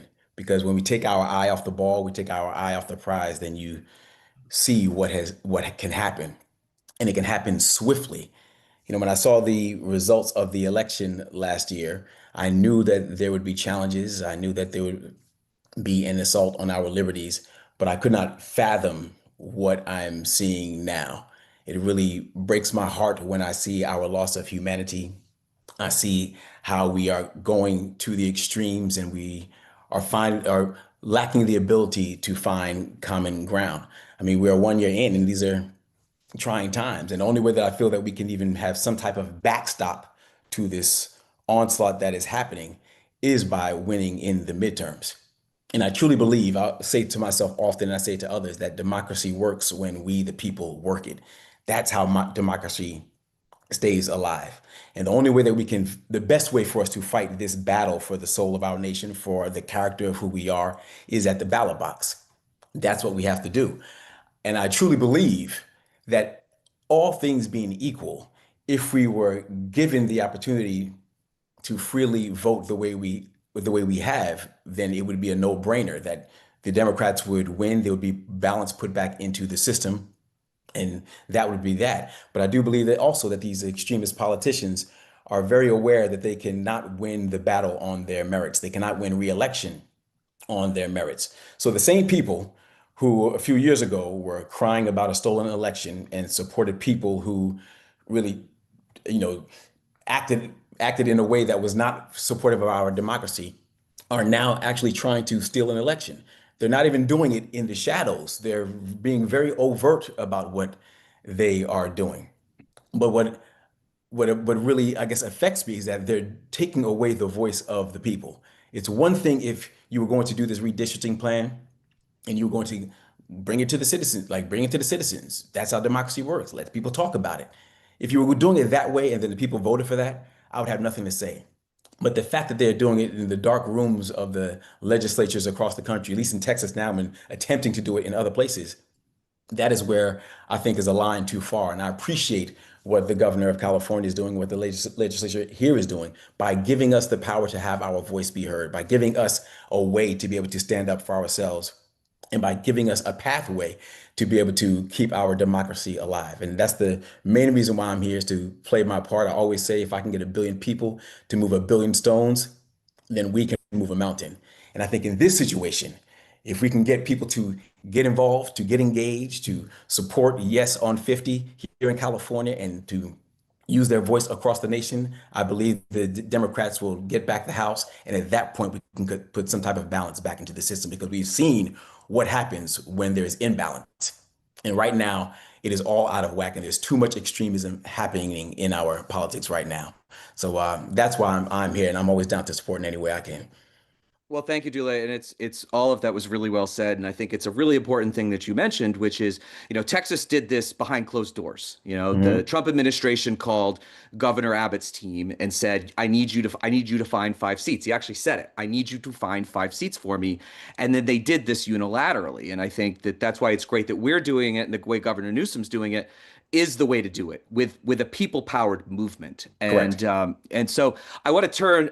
So I think everybody on this call probably would prefer our new next guest to actually be the president of the United States at this moment. We have Martin Sheen, who has, I think, played a president twice and has been a chief of staff once, and actually has been, I believe, arrested more times than Donald Trump, but for very good reasons, standing up for what's right. So, Martin Sheen, thank you. It is an honor to speak to you. I would love to hear from you about why voting yes on Prop 50 is so important.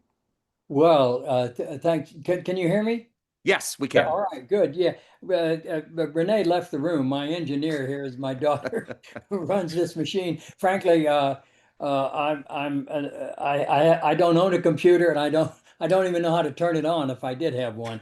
So I'm counting on my family here, as Dule well knows. Good to see you again, Dule. Thank you Always. for including me in this effort. I've been involved in supporting liberal politics, democratic politics, specifically with the possible exception of John Lindsay when he ran for mayor in 1965 in New York. I supported him, but also that same year I supported Bobby Kennedy in his race for the U.S. Senate. And so this is not unusual for me to be involved in not just in democratic politics, but in peace and social justice issues, because I can't really separate them. What our governor here in California so bravely did was to stand up to the landslide of effort and lies that are pulling the Constitution and the Bill of Rights down the tubes. And so our effort is to put a stop to it and to retrieve as much as we possibly can. I've never seen it this bad in my life, frankly.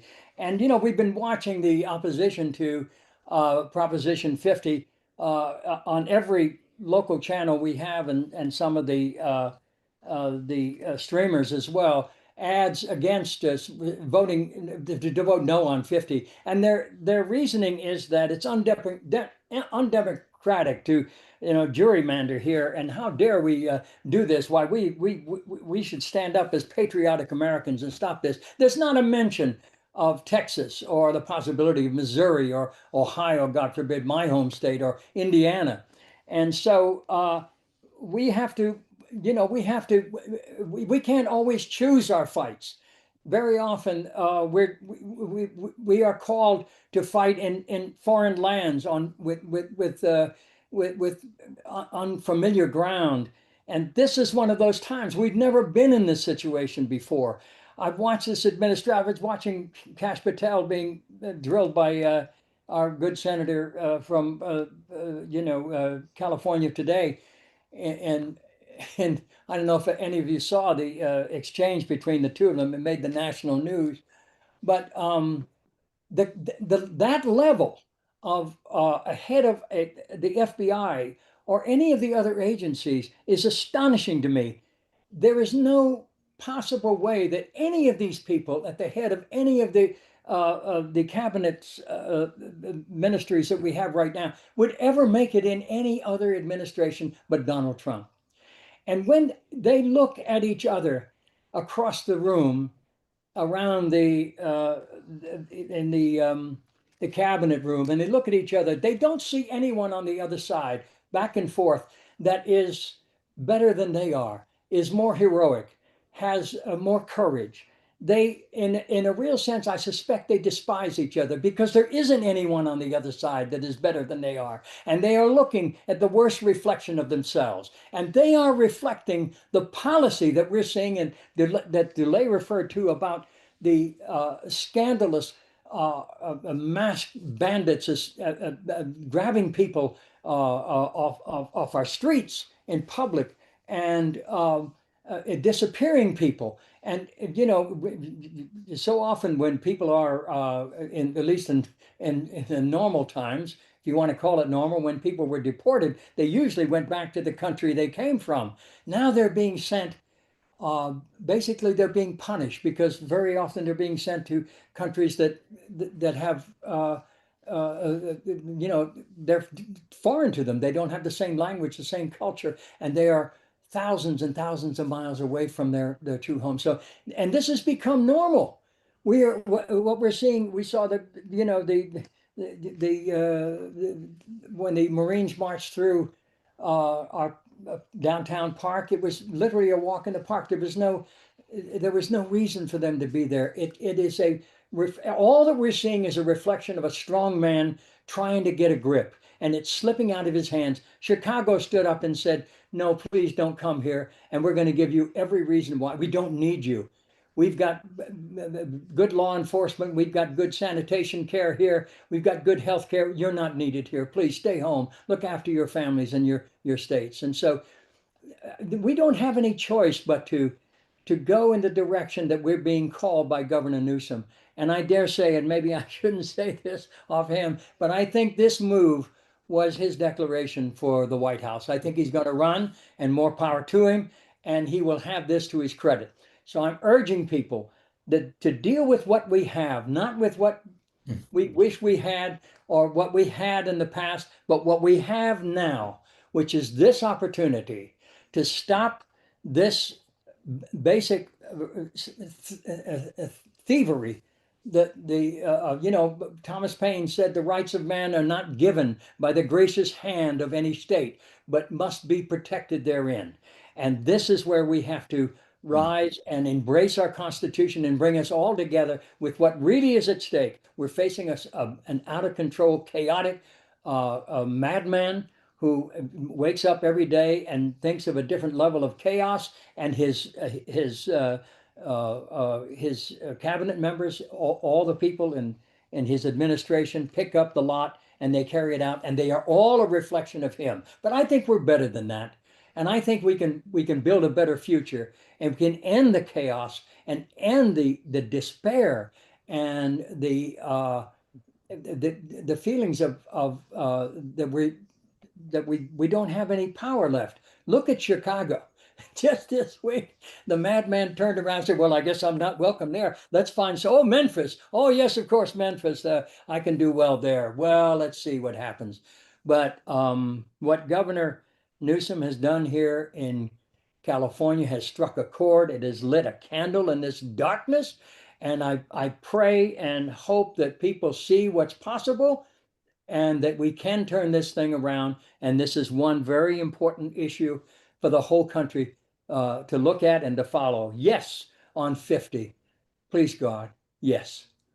Well said. And for those of you who haven't donated yet, which I don't know how you could not donate after listening to that, please go to yeson50live.com. Push us over the 300,000 mark. All of this money is coming from individuals giving $5, $10, $15, $20, and we are fighting against people who are writing $250,000 checks, $1 million checks.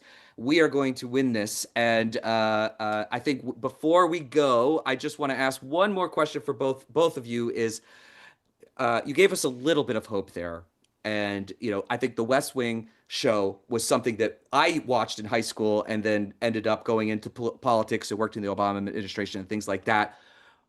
Leave us with something, Martin, you left us with something really hopeful and powerful. Dule, I want to give it to you the last bit because I know we got to bounce because we've got Congressman Raskin and Congresswoman Crockett on, who, by the way, if we win this ballot initiative, they're going to be the ones subpoenaing, and they're the ones that are going to be asking questions of the Trump administration. So, Dule, I'm going to give you the last word.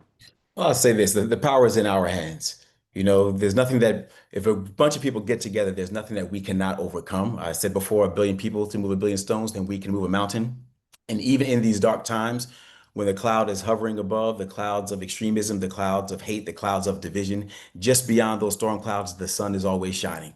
So if we can just keep preaching, keep putting one foot in front of the other, keep our eyes on the prize, I know that we will be victorious.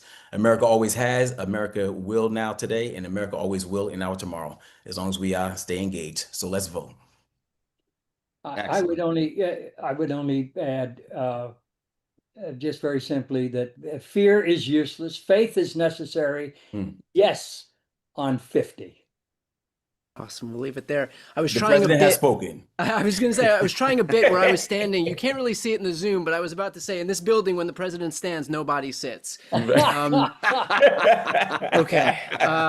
What's next? That was also my nod to you. Thank you all for the time tonight. We appreciate it. And Tim, thank you so much. Appreciate it too. You're very welcome. Thank you so much. All the best to everybody. Best. Very excited to have our next guests. We have Adam Mockler, who I could not be more grateful for Adam Mockler's voice in the independent media space. He's one of the biggest voices of Gen Z. He specializes in the rapid fire deconstruction of Republican arguments. If you've been on TikTok, Instagram Reels, on YouTube, you have seen Adam. And thank you so much for the hard work and being such a relentless voice for the left in this independent media space. I'm also very glad to introduce Congressman Ted Lieu and Congressman Jamie Raskin. Ted Lieu represents California's 36th congressional district. He was my congressman for a hot minute out here in California. He has been an outspoken opponent of the overreach of this administration, and also, I should note, someone who is arguably the first Democrat to embrace independent media. I'm sure if you were on Twitter in the OG days before it devolved into what it is now, you know who Ted Lieu is. So thank you for being an early supporter of this space. And of course, Congressman Jamie Raskin is from Maryland's 8th congressional district. There is no one more clear-eyed about the threats to democracy than Jamie Raskin. You have been an absolute hero for democracy for years and years and years. I know that if for so many of us watching, if we genuflect at the altar of anyone, it's you, Congressman. So looking forward to your conversation, and Adam, take it away. Thank you for the kind words, Brian. I really want to pass it over to you guys because you guys will have unique takes on this, but from a really high level, a lot of the conversations I have with Republicans on this turn into this tit for tat on which party gerrymandered more, but it's not that. It's a lot simpler. Never in the history of the United States has a president requested for a governor to enact a mid-cycle redistricting with the intent of rigging the midterms in their favor. This is in between two census cycles, and this was intentionally done by Governor Abbott so that Donald Trump could win the midterms. Now, what Governor Newsom is doing is three things. It's proportional to what Texas is doing, it's temporary, and it's democratic. It's going up for a vote, and that's exactly why we're doing this today, so that you guys can help us spread awareness, help us raise more money. And I'd like to pass it over to Representative Ted Lieu. Can you explain the stakes and why it's important to vote yes on Prop 50? Thank you so much, Adam, and it's such an honor to be here with the amazing Jamie Raskin as well. And I know, Brian, you had mentioned our Twitter early on, so I just want to read this text message on Twitter, direct message, July 1st, 2020, from Brian to me. He says, "Hi, Congressman. I'm wondering if you'd be interested in being interviewed for my podcast and YouTube channel, and you know that you typically get 1 million views. You now have over 4 billion views, so congratulations to what you've built." Now, Adam, to answer your question, it is so important, first of all, to support Prop 50, because not only do we fight back against Texas, we do better. Texas created 5 leading Republican seats. California responds, and we create 5 leading Republican seats in this map. But there's also an additional 5 districts that are really pretty tough for incumbents. They're known as frontline districts. we strengthen all of them. So this is essentially a map that affects 10 districts. So it actually isn't proportional. It is better. We are fighting back in a better way. And it's also better in the sense that this is the most democratic redistricting ever, because literally the voters are going to be putting the map in. Representative Raskin, can you build on that? Yes, indeed. Thank you for having me, Adam. Hello to my buddy Brian Tyler Cohen.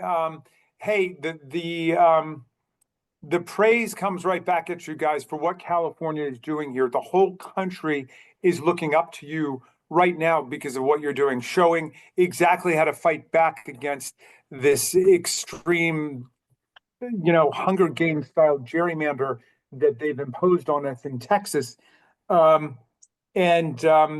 Ted gives us some reason to be hopeful that we're not only fighting back, we're fighting back in a more nimble and agile way. But let me just say 2 points. One, Adam, relates to what you began with. Some people are saying, well, two wrongs don't make a right. And I just don't know whether we should just gerrymander just because they did it. We should rise above it. Okay, now look, I want everybody to be 1,000% clear about this. We have been trying to abolish partisan gerrymandering in Congress for more than a decade. Look at the For the People Act. The very first plank is to delete partisan gerrymandering all across the country and to impose nonpartisan redistricting commissions in every state. And you know who opposed it? Every Republican. And you know who voted for it? Every Democrat. We've been trying to get America out of this nightmare where the politicians choose the voters before the voters choose the politician for many, many years. But the Republicans thrive on the most anti-democratic mechanisms, whether we're talking about voter suppression tactics, gerrymandering, right-wing judicial activism, manipulation of the Electoral College, insurrections and coups, you name it. Okay, so we tried to get out of it. They said no. Then, as you said, Adam, they took us from this every 10-year brutal rugby game, which is partisan redistricting and gerrymandering, again, which is more to their advantage than ours because they control today, it's either 27 or 28 state legislatures in their entirety, and we have, I think, 13 or 14. So they can get a lot more out of it, which is why they're wed to it, but we were conditioned to doing it, okay, every 10 years. Now they're saying we're going to do it every 2 years. We're going to do it in the middle of the decade, just so, as Donald Trump says, we can squeeze 5 more seats out of Texas. Those are our colleagues he's talking about, right? That's like Greg Casar, the head of the Progressive Caucus. That's, Lloyd Doggett, who's a great progressive from Texas who served for several decades, Vicente Gonzalez, Henry Cuellar, Al Green. They're targeting specific people. And you know what? They've already, since Texas, done it in Missouri and Kansas. They went, the other day, they called a special session to eliminate one of our colleagues, the great Congressman Cleaver from Kansas City. And then they're calling one up in Kansas.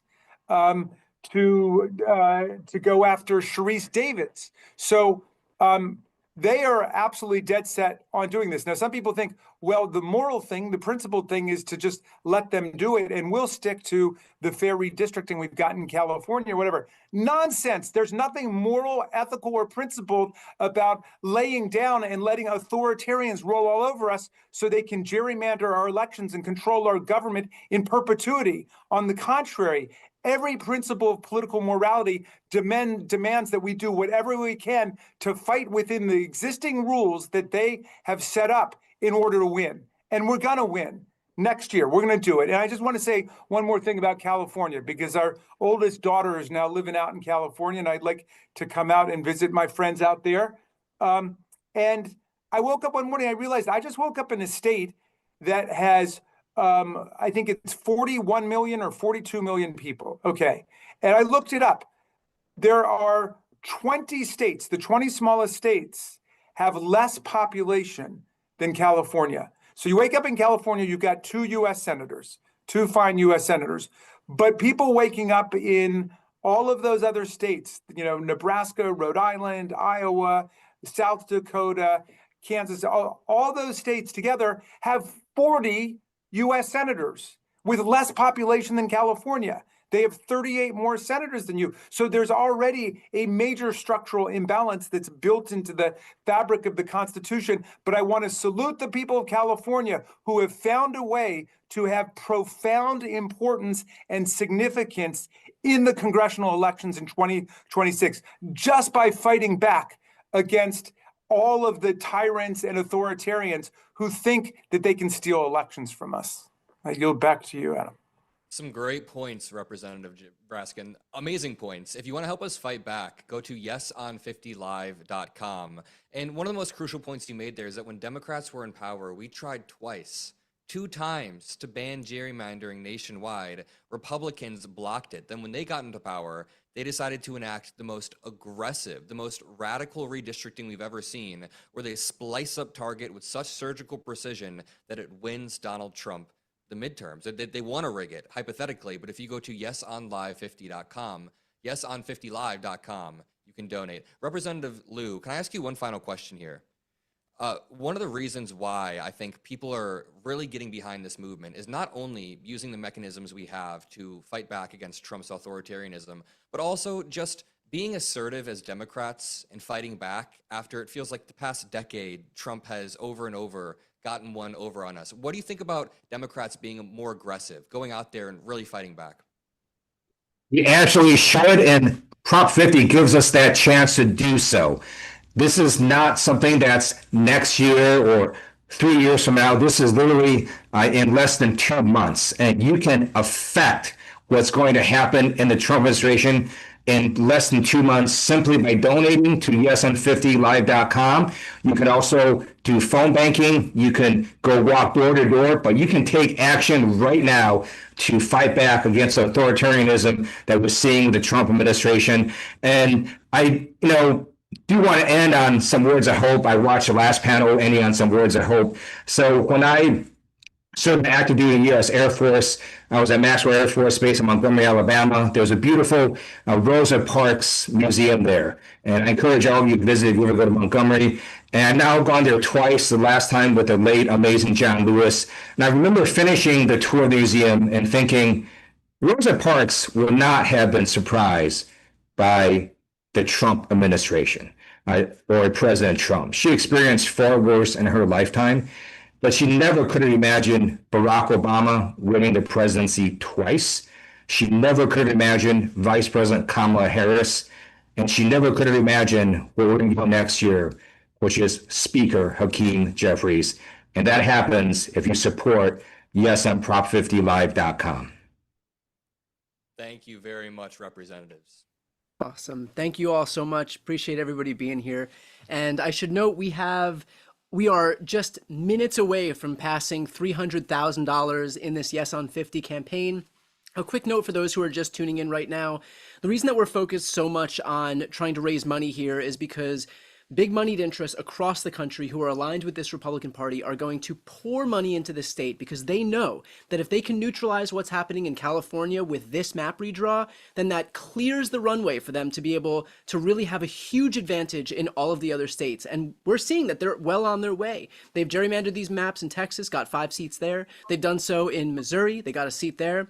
They're on their way to doing it in Ohio and Indiana and Florida, and that's just the beginning. There is nothing stopping them from taking an especially aggressive and forward-leaning posture with trying to add as many seats as they possibly can, all in an effort to answer the clarion call set forth by Trump. So this is the whole ballgame right here, what's happening in California. But our job, knowing that we now have the great fortune of being able to vote on this thing on November 4th, is to let everybody in the state know what's happening, know what's at stake. And that starts with raising as much money as we can, grassroots donations, even if it's $1, $5, $10, whatever you can afford, so that we can get in front of as many Californians as possible. That means get on their TV screens, get on their computer screens, get on their phone screens, and get in their mailboxes. But it costs money to do so. And so very grateful for the people who are watching right now, the people who are tuned into politics. But now comes the point where we have to all pitch in so that we can reach the people who aren't paying attention, who may not be focused on politics on a daily basis. And while that sounds great for their mental health, the reality is that we need everybody's buy-in here.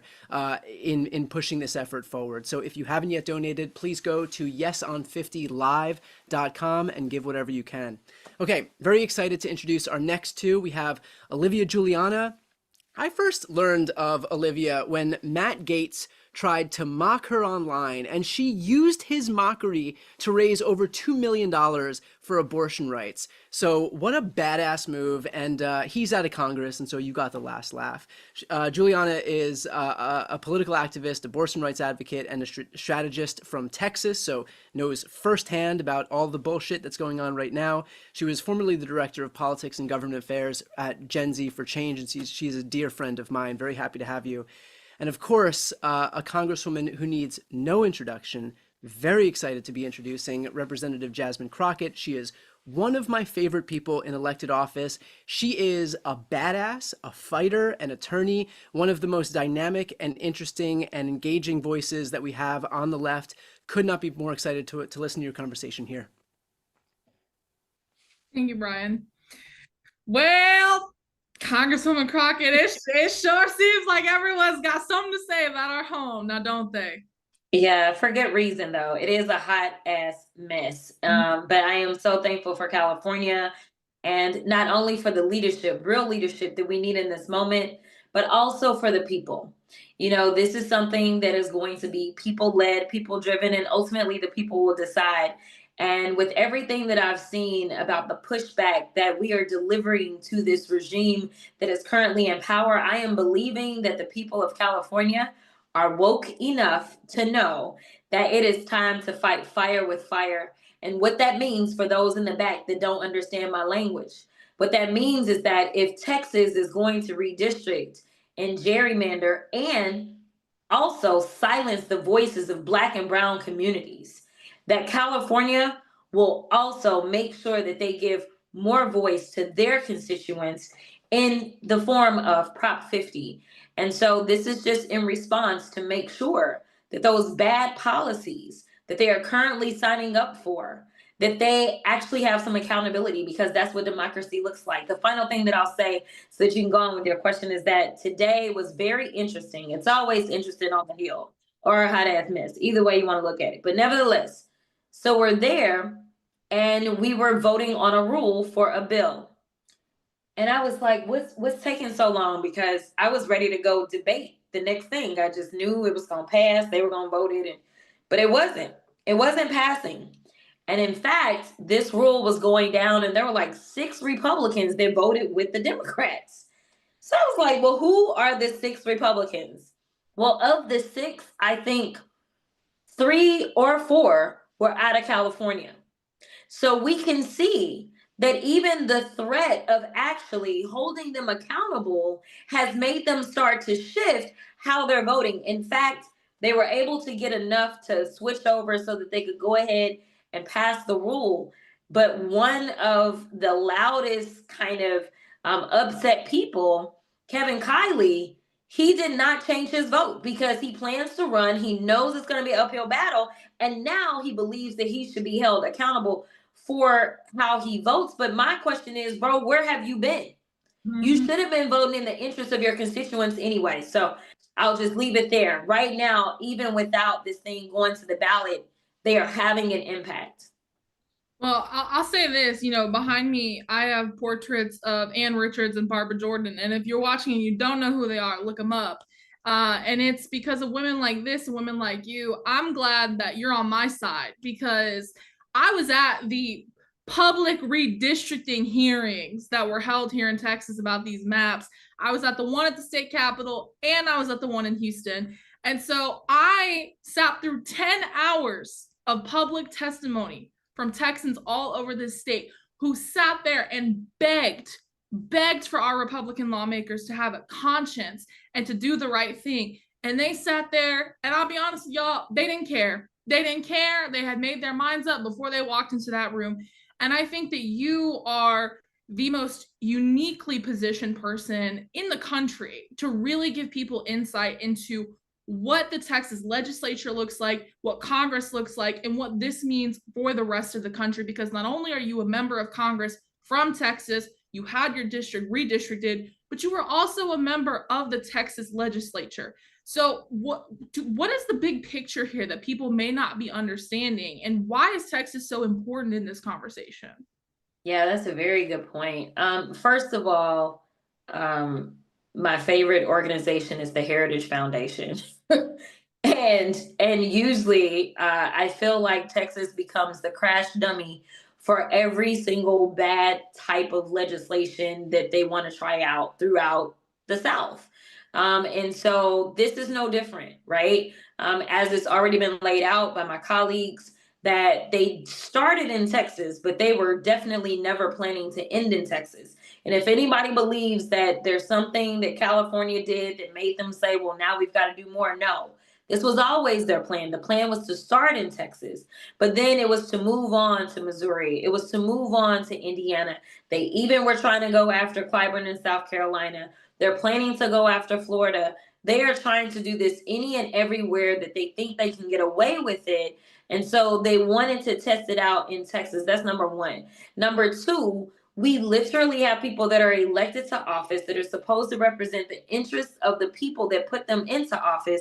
And as we both sat through hearings, because I attended more than one hearing myself, you know, it was interesting to have Representative Vasut, who was leading those field hearings and leading the redistricting, my classmate to the Texas House, pretend that he had no recollection of anything that took place in 2021.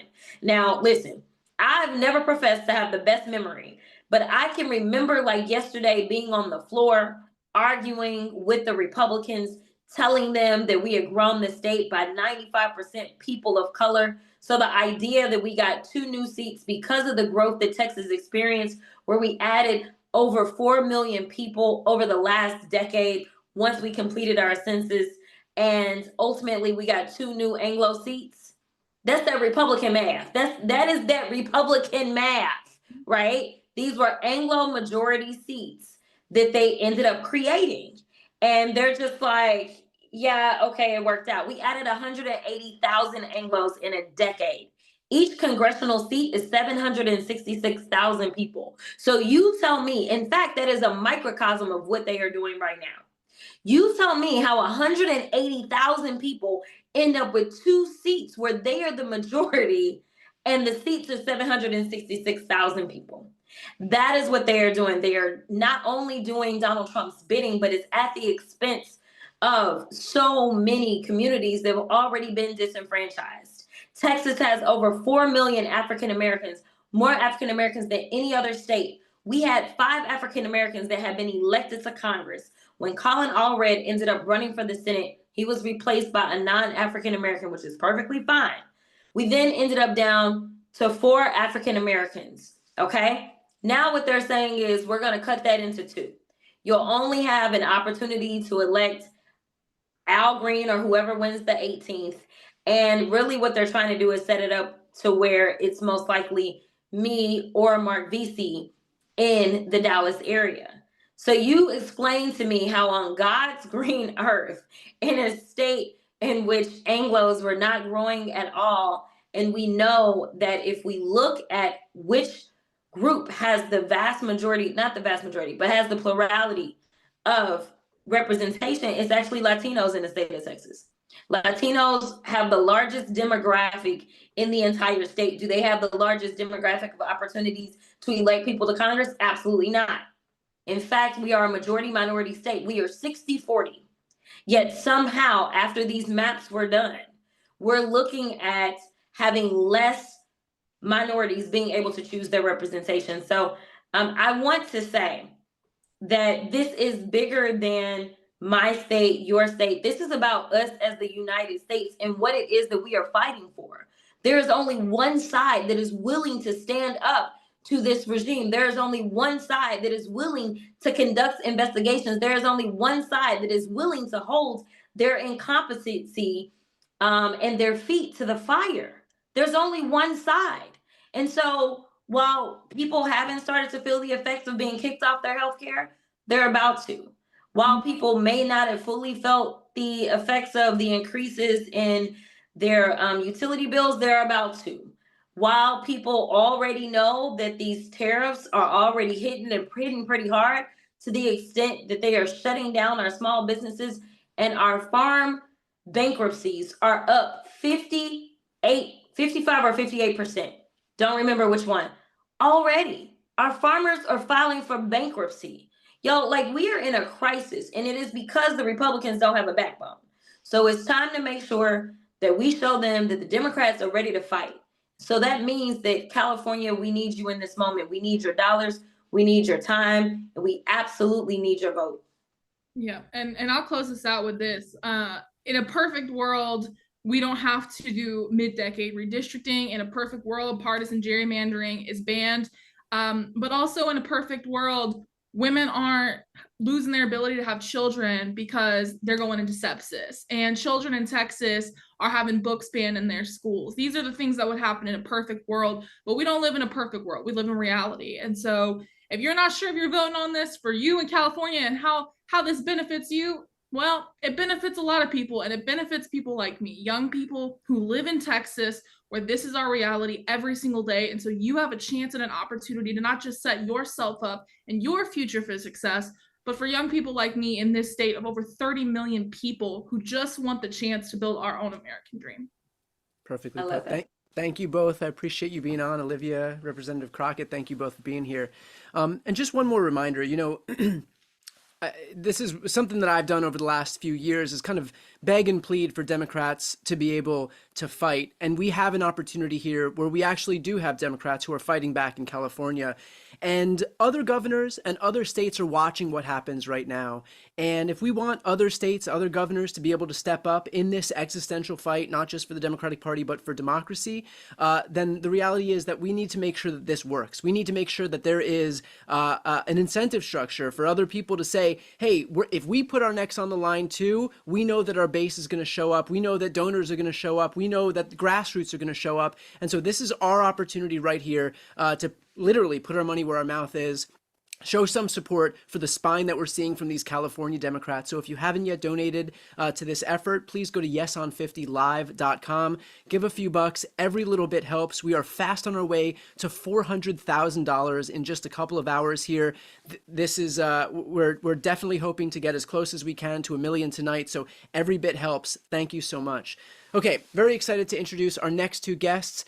We have a dear friend of mine, Jack Cocciarella, who is a progressive political commentator, and I know he's laughing because I'm having a lot of trouble saying his last name. It's the first time I actually ever said his last name out loud. But in my Nailed defense, it, Brian. In my defense, you guys look at Cocchiarella and try to do that. You without nailed any it. help. It just means you love me. That's it. I do.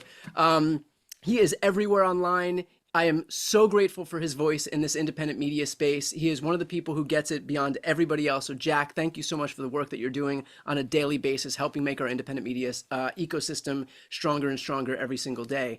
And now we have our first Gen Z member of Congress, Congressman Maxwell Frost. Congressman, my only hope is that the next generation of Democrats, which I hope we see start to happen in a big way in 2026, that they look a lot like you. So thank you for being fearless. Thank you for being outspoken.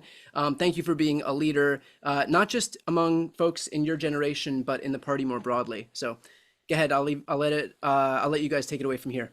Absolutely. Thank you, Brian. You're an inspiration to us all. And maybe we're breaking a little bit of news here. I think I said this in our last interview, but I am with my member of Congress. So that makes me very excited. We know the facts of this case. We know the facts of what's happening right now with this administration. We are seeing a rise in a crisis of affordability. That's a fact. There's more law breaking under this administration than ever before. We know it's a fact that Donald Trump, Greg Abbott, they want to disenfranchise Black and brown voters around the country.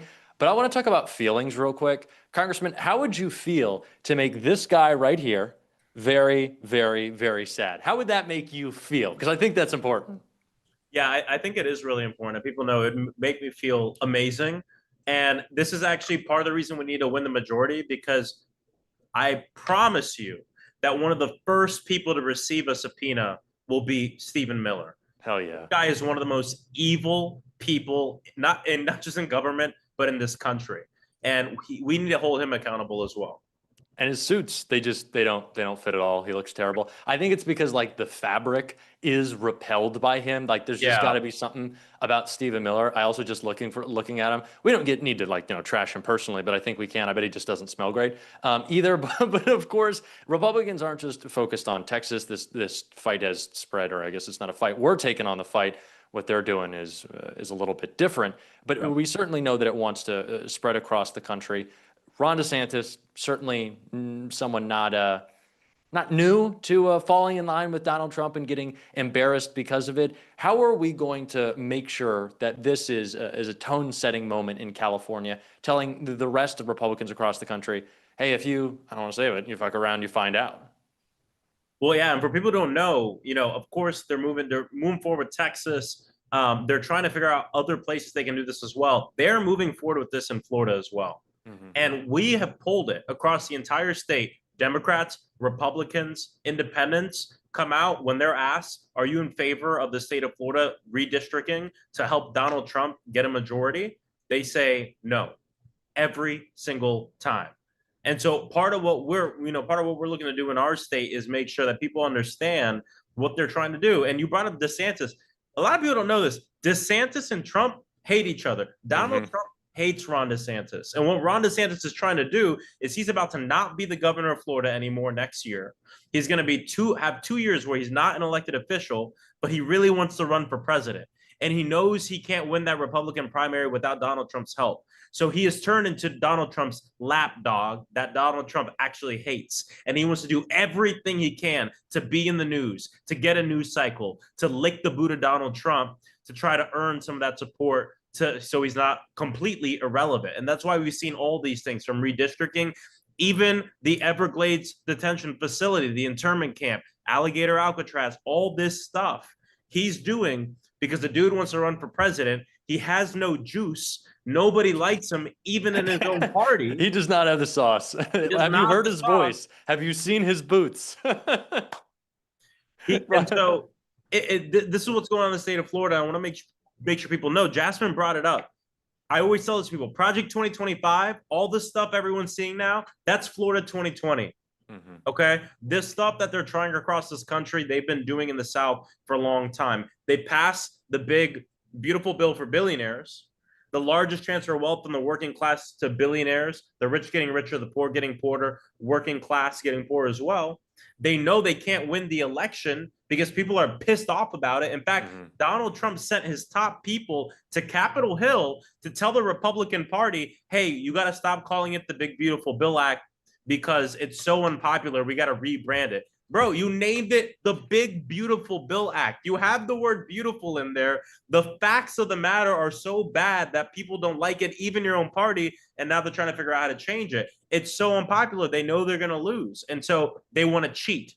They want to cheat because they don't want to lose. And that's what's going on right now. Yeah, they're terrified. And they're also terrified because they know that we do have a bit of hope. And of course, the momentum is mounting. I want to talk about not just what we'll do when we do, in fact, win the House back, but the successes that you've already had. You brought up what Stephen Miller and all the rest of those goons like to call Alligator Alcatraz. Of course, you made a big move there that I want you to talk about, and maybe we keep it open or reopen it for Stephen Miller, I don't know, in a couple of years. But can you talk about how we're still winning right now and what that means for when we actually do have the House back? Well, something that I always told organizers when I was on the front lines of Black Lives Matter, and that I think about a lot now as a member of Congress that doesn't have all the seats we want, is when you don't have all the power you want, you use all the power you got.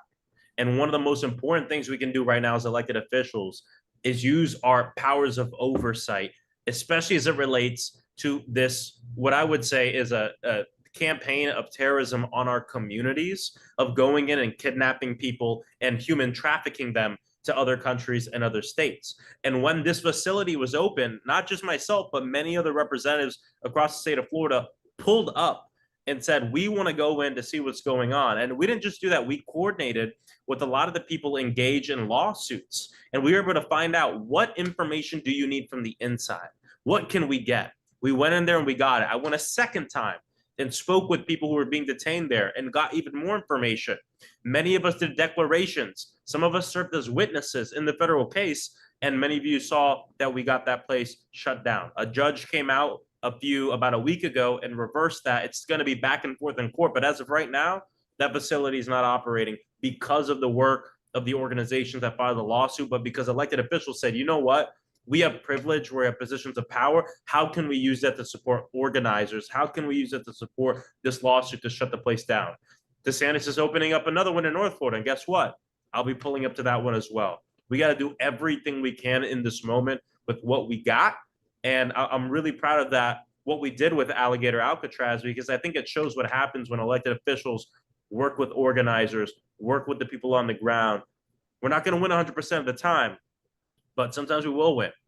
And it feels good to win. And like it's going to feel good on election day at the end of this year when California passes this. Absolutely it is. And if you want to make sure that that happens, go to yeson50, the number 50live.com, yeson50live. And I want this segment, Maxwell, you and I, to have raised the most. I don't know if that's Brian's going to tell me those numbers later, but I'm going to make the point of saying this is the person that you can really upset. That is our vice president. If you go and donate, I'm going to show it to you again. Jump scare right here. Show it again. But this Everyone is the take guy. a look at that. Take a look at that face. Yeah. Do The you want higher that number face you to donate, the more you don't like him. Exactly. I need y'all, and we'll do it one more time. This guy right here. Are you serious? Oh my God. Please, yeson50live.com. Turn out and fight, people. Awesome. Thank you both. I should note that worked because we just passed $400,000. So thank you for Only showing... good thing Stephen Miller ever did is help us raise money. Thank you for showing his ugly ass face. We appreciate it. And thank you to everybody who's donated. For those who haven't yet donated, this is the whole ballgame here. We've been begging for Democrats to fight. This is what it looks like for Democrats to fight. They've done their part. We've got this thing on the ballot on November 4th. Now it's just a matter of making sure that we can raise enough money, grassroots, so that people all across this state know what's on the ballot, know what the stakes are in this upcoming election. So if you haven't yet donated and you have a few bucks, donate here instead of going and getting a coffee somewhere. 5, 10, 15 bucks. It makes a huge difference. And you can add your own name to the throngs of people who've already donated. We are fast approaching $500,000 in just a couple of hours tonight. And if you really hate that guy, if you really hate Stephen Miller and JD Vance, then your way to show that right now is to go to yeson50live.com. All right, Jack and Congressman Frost, thank you so much for being here tonight. We appreciate it. Okay, very excited to bring up our next two guests. We have a dear friend of mine, Elizabeth Booker Houston. She is a lawyer, a public health official, stand-up comedian, political commentator. She gained national attention for legal analysis, blending legal analysis with satire, and her viral rebuke of conservative pundit Ann Coulter at the Democratic National Convention. Anybody who can do that is A-OK in my book. EBH is a badass, and we are so lucky to have her voice as part of this movement on the left. And she's joined by the leader of the Democrats in the House, Hakeem Jeffries. Thank you for first and foremost embracing the independent media space. I know that it's been especially important. I know the Democratic Party is oftentimes like a cruise ship, not exactly the easiest boat to turn, but your embrace of this space has made all the difference. So very much appreciate that, and looking forward to your conversation here. Thank you, Brian. Thank you so much, Brian. Well, hello, House Democratic Leader Hakeem Jeffries. How are you doing this evening? Good, Elizabeth. Great to be with you. It's nice to talk with you too. And this is not the first time we've interacted. As a lot of folks know, I also wear a hat as one of the Congressional Black Caucus creators. So I'm always excited to talk to our amazing CBC members, and especially when it comes to an issue like this. And so folks, I'm just going to go ahead and put it at the top before we start into the interview. Yeson50live.com to donate. So if you are liking this conversation, I want you to go over there and donate. Remember that the Republican Party is strange, so drop us some change.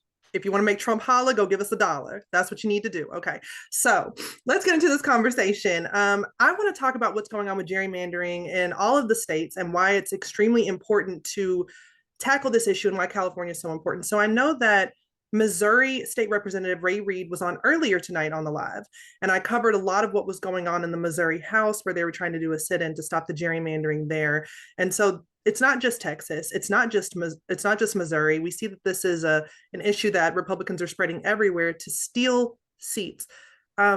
Leader Jeffries, tell me, what are your thoughts about this?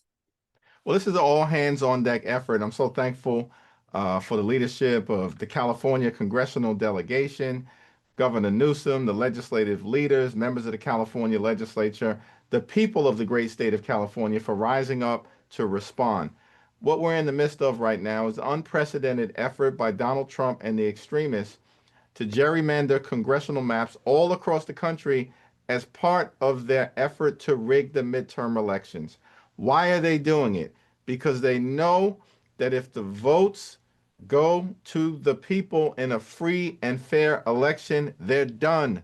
They're finished. They're cooked. The majority is gone. And so they've embarked in this unprecedented effort to try to mathematically stop us as Democrats, more importantly, stop the people from throwing them out of office because of their failure to deliver on their core promises of making life better for the American people and lowering the high cost of living. And instead, what they've done is to rip healthcare away from everyday Americans, steal food from the mouths of children, and in the context of their one big ugly bill, enact massive tax breaks for their billionaire donors. So they know they've got zero track record to run on. They are actively doing harm to the American people, and they only have a 3-seat majority. That's all they have. And that's why they're trying to steal these extra seats. That's why they're trying to pull them up. And so we know what's going on with Prop 50 here in California is to basically counteract what was going on in Texas. And I did have the opportunity to be on the ground in Texas, in Austin, and covering what was going on with the redistricting there to snatch up 5 seats. And so we see that Governor Gavin Newsom is trying to counteract that by taking away 5 Republican seats in California. And I don't consider that cheating. I consider that trying to even the scales, because the Republicans started by cheating. They started by trying to steal. And so now we see that the Democratic Party is trying to bring that balance back and properly represent the people. Because as you said, Leader Jeffries, things haven't gotten cheaper. They said that life was going to get cheaper. They said that they cared about children. They were the pro-life party. But as you pointed out, they've cut health care. They have cut SNAP benefits for children. They have not made good on any of the promises that were part of that campaign. And we're seeing this pushback, not just here in California. I think it's important for us to talk about how this is also going to set a standard for other blue states and governors in blue states. I had the opportunity to interview Governor Wes Moore, who was my governor in Maryland last week. And he said he is ready to redistrict and get rid of the 1 Republican congressional seat that we have here in Maryland. How important is Prop 50 right now, not just for California, but for setting the stage for other governors like Wes Moore and other states who are trying to push back and fight back? It's a great question. We are in a more is more environment, and one thing builds upon the next. And so we started in Texas, and I'm thankful for the Texas Dems in the state house who had the courage to break quorum. And I visited them in Texas before they left, and then spent time with them in Chicago during the quorum break. And part of the reason that they took that extraordinary action was so that they could raise awareness about this national gerrymandering scheme that Republicans were engaging in to try to rig the midterm elections and to inspire action in other places. And then the baton was passed to California, which is why it's so important. Yes, on Prop 50, stop Trump from stealing the election. And what the people of California do, we've got to win this race. We need the resources. Republican mega billionaires who want to buy this country are going to try to buy the election. Now, Leader Jeffries, hold on, because they said they were for the people. Are you telling me they're for the billionaires? Because that doesn't sound like what Trump and them were promising, though. I mean, they lied. This is what they do for a living. This is not a government, a country of the people, by the people, and for the people that Republicans are delivering. It's of the billionaires, by the billionaires, and for the billionaires. We saw it on day 1 of his presidency. It was like a supervillain convention that was gathered in the Capitol. It was insane. And then they embarked on this scheme, the one big ugly bill, to reward their billionaire donors by taking from everyday Americans, including ripping healthcare away. So that's why, it's going to be important for us to decisively get this done in California. Make sure that whatever has been done in Texas, and we're challenging those maps because we believe those maps violate both the 14th Amendment of the Constitution as well as Section 2 of the Voting Rights Act, because what they did in Texas, these Republican extremists, is to racially gerrymander. And it's important to note that what you're supporting in California in Prop 50 is a forceful response, but it's also a response consistent with our values, because the California map that will be before the voters is in complete compliance with the Voting Rights Act. It's not any sort of racist practice. It's not discriminatory in any kind of way based on an immutable trait, as we know in our anti-discrimination laws. And I think that's a great point that you bring up that people need to understand. And I'm just going to do another plug in the middle of this interview, y'all, because look, if the Republican map start making any sense, y'all need to donate your cents. So I need you to go ahead. I need you to go to yeson50live.com and make your donation. And I think we're kind of getting toward the end of our time here. But I will have just one more quick question for you.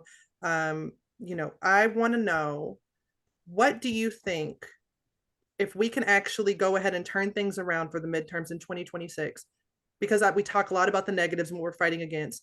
Tell people what we're fighting for. What can the Democratic Party do in 2026 if we are able to flip the House, flip the Senate? What can we give to the American people? Well, our message to everyday Americans is simple. We hear you, we see you, we feel you, and we know that you deserve better. And what we want to tackle on your behalf, one, the high cost of living is out of control. We have to lower the high cost of living in the United States of America on all the things to make sure that people can actually live the American dream, live the good life, good paying job, good housing, good health care, good education for your children, and a good retirement once you work hard and play by the rules. But the problem is far too many people are doing those two things and can't get to the American dream. The system has been rigged against them. We want to unrig the system. We want to fix our broken healthcare system, and we want to clean up corruption to actually deliver a government that makes life better for the American people. That's what you deserve. You clearly deserve better. Well, y'all heard it here. We want to make sure you have health care, you have education, you have scholarships, you have funding for your schools, you have housing you can afford. And I just want to thank you so much to House Democratic Leader Hakeem Jeffries for taking the time to lay it out for the people. And thank you, Brian Tyler Cohen, and of course to Governor Gavin Newsom and his team for having us on. Just a reminder again, go to yeson50live.com to donate. Awesome. Thanks, Elizabeth, and thanks, Leader Jeffries. We appreciate it. Now comes the point in the evening where I shamelessly trot out my dog. And if you're not going to donate for democracy, then at least do it for this 14-year-old dog right here. If ever there was a reason to open up your wallets and just make a little, surrender a little contribution, it's for this guy right here. I should also note that we are well past $450,000. We're making our way up to 500 grand right now. So if you have not yet donated, please help us reach this milestone of $500,000 in just a couple of hours here, as my dog very quickly sprints out of the room. Okay, very, very excited for our next couple of guests here. We have Lysandra Vasquez, who is a Puerto Rican-born, Atlanta-based stand-up comedian, actor, activist, and creator. I recently started following her. She is legit my favorite new follow on all of social media. I love following you. Congratulations on your explosive growth online. It could not be more deserved. So thanks for what you're doing. Thanks for giving everybody a little bit of comic relief as we descend deeper into the hellscape that is our politics today. She will be joined by Congresswoman Latifah Simon, representing California's 12th Congressional District. Congresswoman is a 30-year veteran organizer and nationally recognized advocate for civil rights and social justice. And of course, we ask you to yet again take up the mantle of fighting as we find ourselves in the position that we find ourselves in right now. So I'll leave it to both of you. Take it away. I'm here for it. Lysandra, how you doing? Hi, thank you so much for being here with me. Rep. Simon, I wanted to ask you about the gerrymandering stuff first, but you know what? Everybody's pretty much covered that. I want to talk to you about your district. Your district is in Northern California, and it is extremely special because it is Oakland. I lived in California for 13 years. So I know Oakland, I know Berkeley, I know that area, and I know it's extremely diverse. Yeah. With your district being up there and the increase of the dangerous rhetoric for Black and Brown people and for immigrants, I know that that impacts your community just so much, just as it impacts the rest of the country. So in times like this, I feel like we need to come together, and with what's going on, it feels kind of hopeless for us, the Black and Brown folks and anybody that's marginalized. Why do you think that people of California, of the Bay Area, should be getting up, and literally anywhere in California should be getting up and voting yes for Prop 50? I appreciate, first of all, it's so awesome to meet you. It's amazing to be on this call tonight. I'm actually not hopeless. I actually have a lot of hope because we have this opportunity with Prop 50. I'm a new member of Congress. Many folks know that, for 30 years, literally since I was a young woman, a teenager, I've been organizing all over California and throughout the country, repping for young single mothers like I was one. I am a widow, I'm disabled. And as a Black woman who understands really the intersectionality of how we all move forward, Prop 50 is an opportunity. And I want to be clear.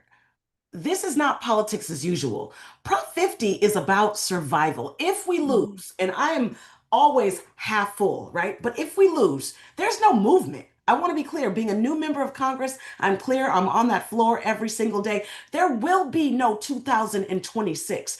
Every struggle, every civil rights struggle, our workers' rights struggles, the fight for women's rights, the ADA, the love for our immigrant communities, it depends on us keeping the ground that we have already won. I got to tell you, we're talking about an administration in 8 short months who has ripped you and your grandmother of Medicare, lessened food benefits for poor families, has ended clinical trials at second stage for children fighting cancer. This president, and I'm in here, sis, this president is hell-bent on stripping our folks of every single hard-won fight and right that we have bled for. So it's more than gerrymandering. Prop 50 provides the people of California with the opportunity to flex our power, to take back the dreams that we all have fought for. I believe that so deeply as an 11th generation American to the first generation Americans that I have been working with and working for. What's happening right now in Washington, D.C., this experiment of this republic is almost over, and I believe in this country. Prop 50 gives us the opportunity to fight back with all that we have, and we will win. So I am hopeful. Yes, I could listen to you talk all day. Wow, I'm gonna make that I'm my pumped. ringtone. I'm pumped. We have to win. Yeah, no, we have to win. And that's why if you can donate, you should yeson50live.com. Okay, so I know that it's a big ask because I know people, it's hard to ask people to donate money. Why do you think it's a worthwhile thing for somebody to take their hard-earned dollars and donate it to a cause like this? Yeah, I love the question. And so, like many folks on the call, we're all students of movements. Whether you know how your parents ended up in this country, they fought like hell to give you a better life, or like me, I've been a student of the civil rights movement. I've been studying Keynesian nonviolence all my life with working with young people on the ground. If we can literally all give 5, 10, 25, $50, $3,000, whatever you have, what you do in this campaign, you are directly funding folks to organize in communities. We want folks to actually say, I'm going to take time off work. I'm actually going to be a paid organizer. I'm going to print window signs. I'm going to literally go into every laundromat. Remember, this campaign is not just about fighting the oligarchy. It's about making sure that mother who doesn't have quarters for laundry understands that she has the power to ensure that we keep medical care for elderly folks and for disabled folks, that we fight back against the homophobic and transphobic administration that is throwing all of our children under the bus. I'm a single mom. I've run campaigns myself to get into office. Every window sign is $5, right? If I'm going to hire an organizer to knock 500 doors, I need to make sure that person has water. We need to get on TV every single day. The Republicans, they don't care about your health care. They don't care about your child who is desperately seeking a good education. So they're spending millions of dollars to flood the airwaves. I say we fight back with the little and big that we have. Whatever we have, this is it, sis. Sis, there's no 2026 if we don't win in November. They are doing everything possible to still not just the democracy, but the way of life and the justice that we have fought for. And I say, hell no. So whatever I have, whatever we have that we can spare, let's fund our organizers. Let's fund our voices. Let's get on TV. Let's get on radio. Let's do this. We only have a few short weeks, but we can win. I know that. Tonight, we're going to take it to the top. We're going to get enough organizers hired, enough door knockers trained, enough phone bankers set in stone. We got to plug in phones. We got to buy laptops. We are going to prove to the rest of the country that California will lead the fight to justice, the fight to equality, and really the fight for this very country's basic ideas of fairness and equity and a multicultural democracy that honors us all. Period. Right? Yes. I Amazing. think so. Well, okay. So I'm amazing to all of that. I am a comedian, and so I like to focus on putting a little bit of joy in our daily lives. And I feel like Let's what go. makes us special is that we are able to laugh in the face of darkness, and we do see light even though things might look so dark. Yes. So yes. what do you have any final words as we're going to be wrapping up here soon, like on what, because I feel like this is going to help the black and brown people specifically, if we can come together and we can like focus on the fact that there is hope and that we can that we are more alike than we are different. So what is something that you would say to those people specifically to get them out and get them to come together? First of all, you said it. Organizing is joy. When our folks come together and we bring music and we bring literally the stories of our people and we're marching and we're knocking on doors and we're asking folks to literally lend their power, it's the most critical resistance that we can do in this moment. We feel really hopeless, many of us, because we see ICE on our streets. We see folks being, taken and kidnapped, and due process is thrown out the window. One of the things that is very real right now is the joy is our power. We have it. If you have the right to vote in California, we can flip this whole script. Even if you're not in California, if you have $5 or $10 or $15 to spare in this moment, you will fuel a movement that will be undeniable. I would not tell you that if it was not true. So many times in politics, folks are given false promises. But one of the things that I know, again, being from California, my parents are from the South, I have an Afro-Latina daughter, our lives are on the line. And so let's smile, let's sing, let's march. We can weep later. But right now we got to organize. All right. Thank you so much, sister. Nice to meet you. Thank you. And everybody, yes, on 50 Live. That's where you find it. Awesome. And I should also note that we have surged past the 500,000 mark. So thank you to everybody who's donating. Please, as we head toward the end of this broadcast, please continue to donate. I should also note that one of the comments that I came across, David Daniels, I'm reading the comments. I know what people are saying, and I was told, and I quote, that there would be a $50 donation if I showed the dog again, and I am not above shamelessly whoring out this sweet, sweet child who wants nothing more than for us to surge past $600,000 in donations tonight for yeson50live.com. So you got to bring him out on the campaign trail. That's right. What's the name? That's right. Don't do it for me. Do it for him. Do it for it's his future. Amazing. He's one of the young people in this country that we need to to protect here at just 14 years old. So, okay. Thank you both so much for your time tonight. Appreciate it. Very excited to ask our next guest to come in. We've got A.B. Burns Tucker, who is a graduate of Southwestern Law School, works as a social media influencer under the name I Am Legally Hype. If you are not yet following her, you want to follow her. Trust me, she's gained over 500,000 followers across every platform by breaking down complicated political and legal issues. She's also a political correspondent with The Shade Room. So again, if you're not yet following, do yourself a favor and follow. And thank you for the work you're doing breaking this stuff down. I know it is a Herculean feat task that you've taken on. And she's joined by two amazing fighters for democracy. We have Representative Kamlager Dove and also Representative Aguilar. Very excited to introduce you both from California's 37th and 33rd. Thank you so much for being here, for supporting independent media. Looking forward to the conversation. Yay, I'm so excited. I'm excited to be joined by you both. Okay, Representative Kamlager Dove and Representative Aguilar. We got California in the house. Okay, baby, because y'all already know when Republicans go low, baby, in California, we get ready to squabble up. Okay, and we got two representatives here that are ready to fight for you. And fight we gonna do, because I mean, I know y'all seen my homegirl Liz earlier. I don't know if y'all seen her, but it's upsetting me and my homegirl, okay? Because if you can't go to California to fight gerrymandering, where can you go? Where can you go? So let's get into it. I'm excited. So my first question is this. Kamlager Dove, I'll let you go first. Republicans are out here and they just trying to take power. Okay, they redrawing congressional maps mid-decade so they can stay in control. So first tell us, why the hell are they doing this? Then talk about what exactly is Prop 50. And then we're gonna go into why Prop 50 is the perfect clapback for all this that's going on.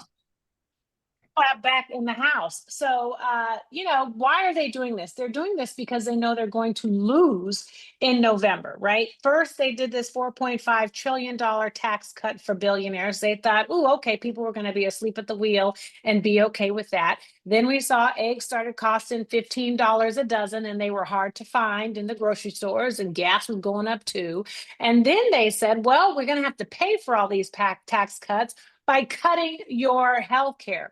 So we had $770 billion cut to Medicare. We've seen cuts to Medicaid in the state of California, shutting down and firing federal departments, firing federal workers, shutting down USAID, which is as much about foreign aid as it is about making sure that our farmers, California is a farming state, are being able to get these contracts. So all of it's going to hell in a handbasket. And the American people started waking up and they were like, oh, homie is not playing any of this, because this man ran for office to make the cost of living go down, not to have it skyrocket and then have all the money go into his pockets, because he's so, confused that all he wants to do is put more golden candelabras in the White House and then lend these arbitrary tariffs around the world so that we as consumers have to pay more. So he said, hey, 26 is coming up. Folks are waking up to the game. They might vote some of these Republicans out of office because these Republicans are not listening to the people. So let me call my governors in these red states and see which one will do what I ask. And what I'm asking for is more seats. I need more red seats. I want you to gerrymander. They still in. They're rigging it. And so who answered the call? Gregory Abbott. And he went into a back room, wheeled on in there, and without even consulting other Republican legislators, okay? That's how nasty they are. He redrew some maps. And in doing that, what he did was he's silencing voters in Texas. And he's erasing the possibility for people of color, Black folks, brown folks to be able to run for those seats. He is cutting off the pipeline at the local level because he's getting rid of seats at the federal level where folks would run. So, the bear was hibernating. We're trying to handle our own business, get these ICE agents all up out of Los Angeles, right? Make sure that folks can go to their jobs, go to their churches, go to their hearings without being snatched and kidnapped and detained and deported. But the bear woke up and said, I don't think so. And we came up with Prop 50.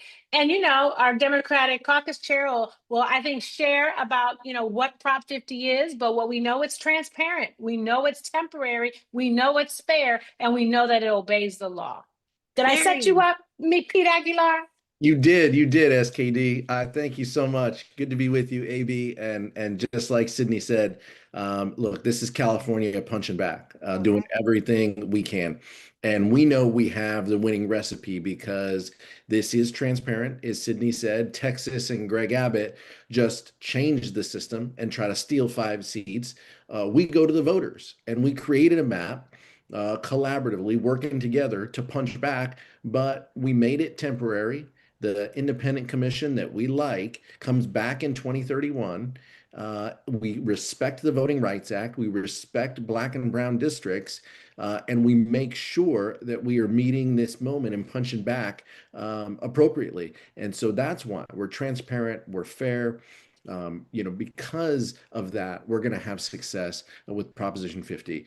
Yes on 50live.com is where people can go to help out. 50 yeson50live.com.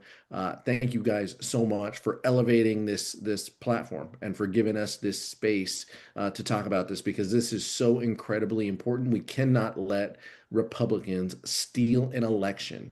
I absolutely believe, and Sydney and I both subscribe to what Latifah said, this is about free and fair elections in 2026 and in 2028. And we won't have those if Republicans can consolidate power around these terrible policies and rig the system as they go each and every month. It's also about jobs. It's about healthcare. It's about having a future for your family. It's about being able to go to school and get an education. It's about not being afraid that all of the colleges and universities in your town are going to dry up. It's about knowing that you can walk outside your home and not be detained and deported, not be lynched because of the color of your skin. These are folks that want a national abortion ban. They are doing every single thing that they can to take us back to pre-Jim Crow. Okay. And I am not being hyperbolic. So it is about democracy, but it is also about the money in your pocket and your ability to earn and learn and have a family. And if folks don't want you engaged, if they don't want you to be able to vote, if they don't want you to have love for your country, then they have won. And we cannot let that happen. No way, not now, not ever. Okay, period. And with that being said, right, not only do we need y'all money, but we need y'all to pull up and actually vote, right? So turnout in special elections are usually pretty low, right? Especially in Black and minority communities. Rep. Aguilar, I think your district is something like 60% Hispanic and maybe about 10% Black. Rep. Kamlager Dove, I think yours is something about 54% Black or Hispanic, about 20% Black, something right there. Why do you think Right. Why do you think it's so hard for us to get these people out, or get these people out to vote? Are we not communicating properly? Is it a failure on political leadership? Are we not meeting voters where they are? What do we need to do to make sure not only we get the money to make sure we're getting the message out, but we get these people registered to vote? Today is National Registration Day. Register to vote and out voting so that we can redistrict. And yes, on Prop 50, Rep. Aguilar, I'll start with you. Yeah, National Voting Registration Day. This is so incredibly important. I think the answer to your question is we have to inspire people. And just like Sydney said, we have to make this about the American public and what they benefit when we are able to govern. And when Leader Jeffries becomes Speaker Jeffries, we're going to be able to lower the costs of healthcare for people. We're going to be able to put more money in people's pockets. We're going to be able to clean up the culture of corruption that allows the president to trade in meme coins and the Supreme Court to run around and without a code of ethics or any principles at all. I mean, those are the things that we're going to be able to do when we have the ability to push back legislatively. But to Sydney's point, we have to make this and center this around the American public. And they are getting crushed by costs. They're getting crushed in this Trump economy. And we have to connect the dots and tell them why Yes on 50 is going to help them. And so that's the important piece, but we have to do more. We got to knock on doors. We got to reach people. We got to tell them this is just going to be a small ballot. We just need them to put in yes and send it back in. And because in California, we have an ability for mail-in voting that doesn't exist around the country. and we have a strong ability to allow people to exercise their right to vote. We need to make sure that they use it, that they use their voice, and that they do it. Around the country, people are waiting in lines for hours. We're making this easy for people. If you're working 2 jobs, if you're picking up your kids from school late, you don't have to make that choice whether I'm going to pick up my kids late or go to vote. You can do it in the comfort of your own home, and you're going to have a ballot at your home in just a couple of weeks. All right, so y'all going to the projects with me, right, to get them folks registered to vote? Yes, queen. Okay, that's what I'm talking about. Now, Do here's the other thing. So the message is going out from the other side, right? I didn't see the commercials. I was at my granny house this past weekend. Actually, my granny in your district, Aguilar, my granny out there in your district. I was at her house. Because I don't got cable at home. Okay. Yeah. My granny and them got cable, so they seeing the messages, right? And some Republicans are out here claiming that Prop 50 actually hurts democracy and strips the power from voters. Tell us why they lying, Kamala. Well, I hate to say it, but right now they're lying just because they're Republicans and they're scared to tell the truth under Donald Trump. It just is what it is. And so we have to bring courage back up in here into this fight, and Democrats have the courage because, like I said, we weren't trying to do this, but we have to do this. We have to do it for Texas. We have to do it for Missouri. We have to do it for Indiana. We have to do it for Florida. We have to do it for Ohio. We have to do it for California. You know, they have more money. We're doing this telethon like World Aid. This is World Aid for Democracy. Okay. Because we need to raise this money to get the information out. A single issue ballot in November when you're already tired from 2024, that is a heavy lift, okay? We still got the 92% out there. Folks are like, all these maniacs up in Congress, it's a circus. I'm a check out. But we have to check back in. Like we said, this is temporary. We're trying to go back to having an independent commission. Hell, we want one for the entire country because ain't nobody got time for none of this. But we have to step up and show up come this November to let folks know that we are not going to stand by and let folks that we don't know, to let folks who we know don't even love this country, walk all over our rights, the Constitution, and our ability to make and earn a living for ourselves and for our family members. So we have to tell them this is temporary. We have to tell them that this abides by the Voting Rights Act. We have to tell them that representation is still important. We have to tell them that this is fair. We have to remind them that these maps are going to be on the ballot, yo. So if you want receipts, the receipts are going to be on the ballot. We are not trying to hide. We are trying to save. And we need everyone to check in. It is like when you watch a game and your folks are playing and they're on the field. And, you know, it gets kind of quiet because your folks are way, way behind and you want to check out. But your team cannot have you check out. You got to still be rah-rahing. You got to buy those concessions. You got to be rooting for your team because they are still on the field. And Democrats are still on the field. And we all have a role to play in this fight. And right now, the role that we have to play is to stay engaged and to talk to our friends and our family members and let them know what's at stake and then make sure that everybody's asses show up either to vote at the polls or get that ballot, fill it out, and send it in. We need everyone to participate because everyone's rights are at risk. Everyone's coins are at risk. Everyone's future is at risk. I'm trying to be as hype as Latifah Simon, yo, because I think that SoCal can rock like the Bay. But all of these issues are at stake and will be on the ballot come November. Did I do it? Did I do it? Did I do it? I didn't put my vaccine on my face. I'm ready to fight. We're getting in these streets, okay? We're getting in these streets. We're gonna get these people registered. Okay. That's on Prop 50. Y'all better donate. I didn't put this Vaseline on my face. Look, I'm gonna put my hair up, yo. I'm gonna take off my earrings. Period. Now I don't know. Like, what's happening? What's happening? I don't know what's going on here, but I love it all. Look, we from California, okay? We from the land, right? And look, and I'm from Compton originally, and now my granny live in your district on Hub City and IE. We in here. We finna get it in. AB, tell Granny I'm gonna pick up her ballot. Let's do it. Okay, I'm gonna tell her she's gonna be so happy. I'm gonna call Granny right now. Door to door service. Okay, you better come pick it up, or my granny gonna come looking for you. Aguilar, and gonna hold you. That was, I have no notes. That could not have been more entertaining. Thank you all so much. AB, thank you for the most entertaining panel of the night. Appreciate you guys, Representative Kamlager-Dove and Aguilar. Thank you so much for taking the time this evening. We are fast approaching $750,000. Thank you so much for donating.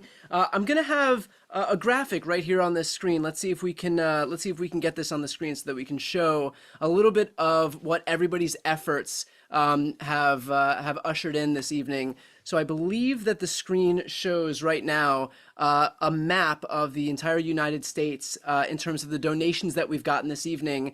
You can see all of those spots across the country where we've gotten donations, every single state in the country. So thank you to every corner of the United States for donating tonight. We could not have done this without everybody. Yes, this is a California-based initiative, but this is based on the whole country. It is not just California. We know that Republicans are trying to gerrymander these seats in Texas and Missouri and Indiana and Ohio and Florida, and any other governor and any other state legislature that wants little pats on the head from Daddy Trump is going to do the exact same thing. So this is our effort to fight back. This is how we push back against this overreach by the Republican Party, because this is a major weapon that we have to wield right now. California can neutralize all of these shenanigans, all this bullshit that they're trying to pull in all these other states across the country. And by the way, the Republicans across the country know that, which is why they are pouring hundreds of millions of dollars into this state to defeat this effort. We don't have big moneyed interests like they have on the Republican side, so this is our grassroots effort right now to push back. We are fast approaching $750,000 in our effort. Again, grassroots donations, 5, 10, 15, 20 bucks to be able to push back and let people know in this state, across the biggest state of the country, what the stakes are of this upcoming election on November 4th, what this referendum actually represents, which is our effort to push back against a blatant Republican overreach happening right now at the behest of Donald Trump. So thank you to everybody for donating. If you haven't yet donated, please go to yeson50live.com. We have our last guest here, our last two guests here. I'm very, very excited to introduce Lee McGowan. You might know her as Politics Girl. Could not be more excited. Look, I think that we have to call out the people who are doing this for all the right reasons, and Lee exemplifies that better than anybody else. This is somebody who truly, truly, truly believes in her mission. I'm sure you've seen her videos from the kitchen. We have a slightly elevated background right now.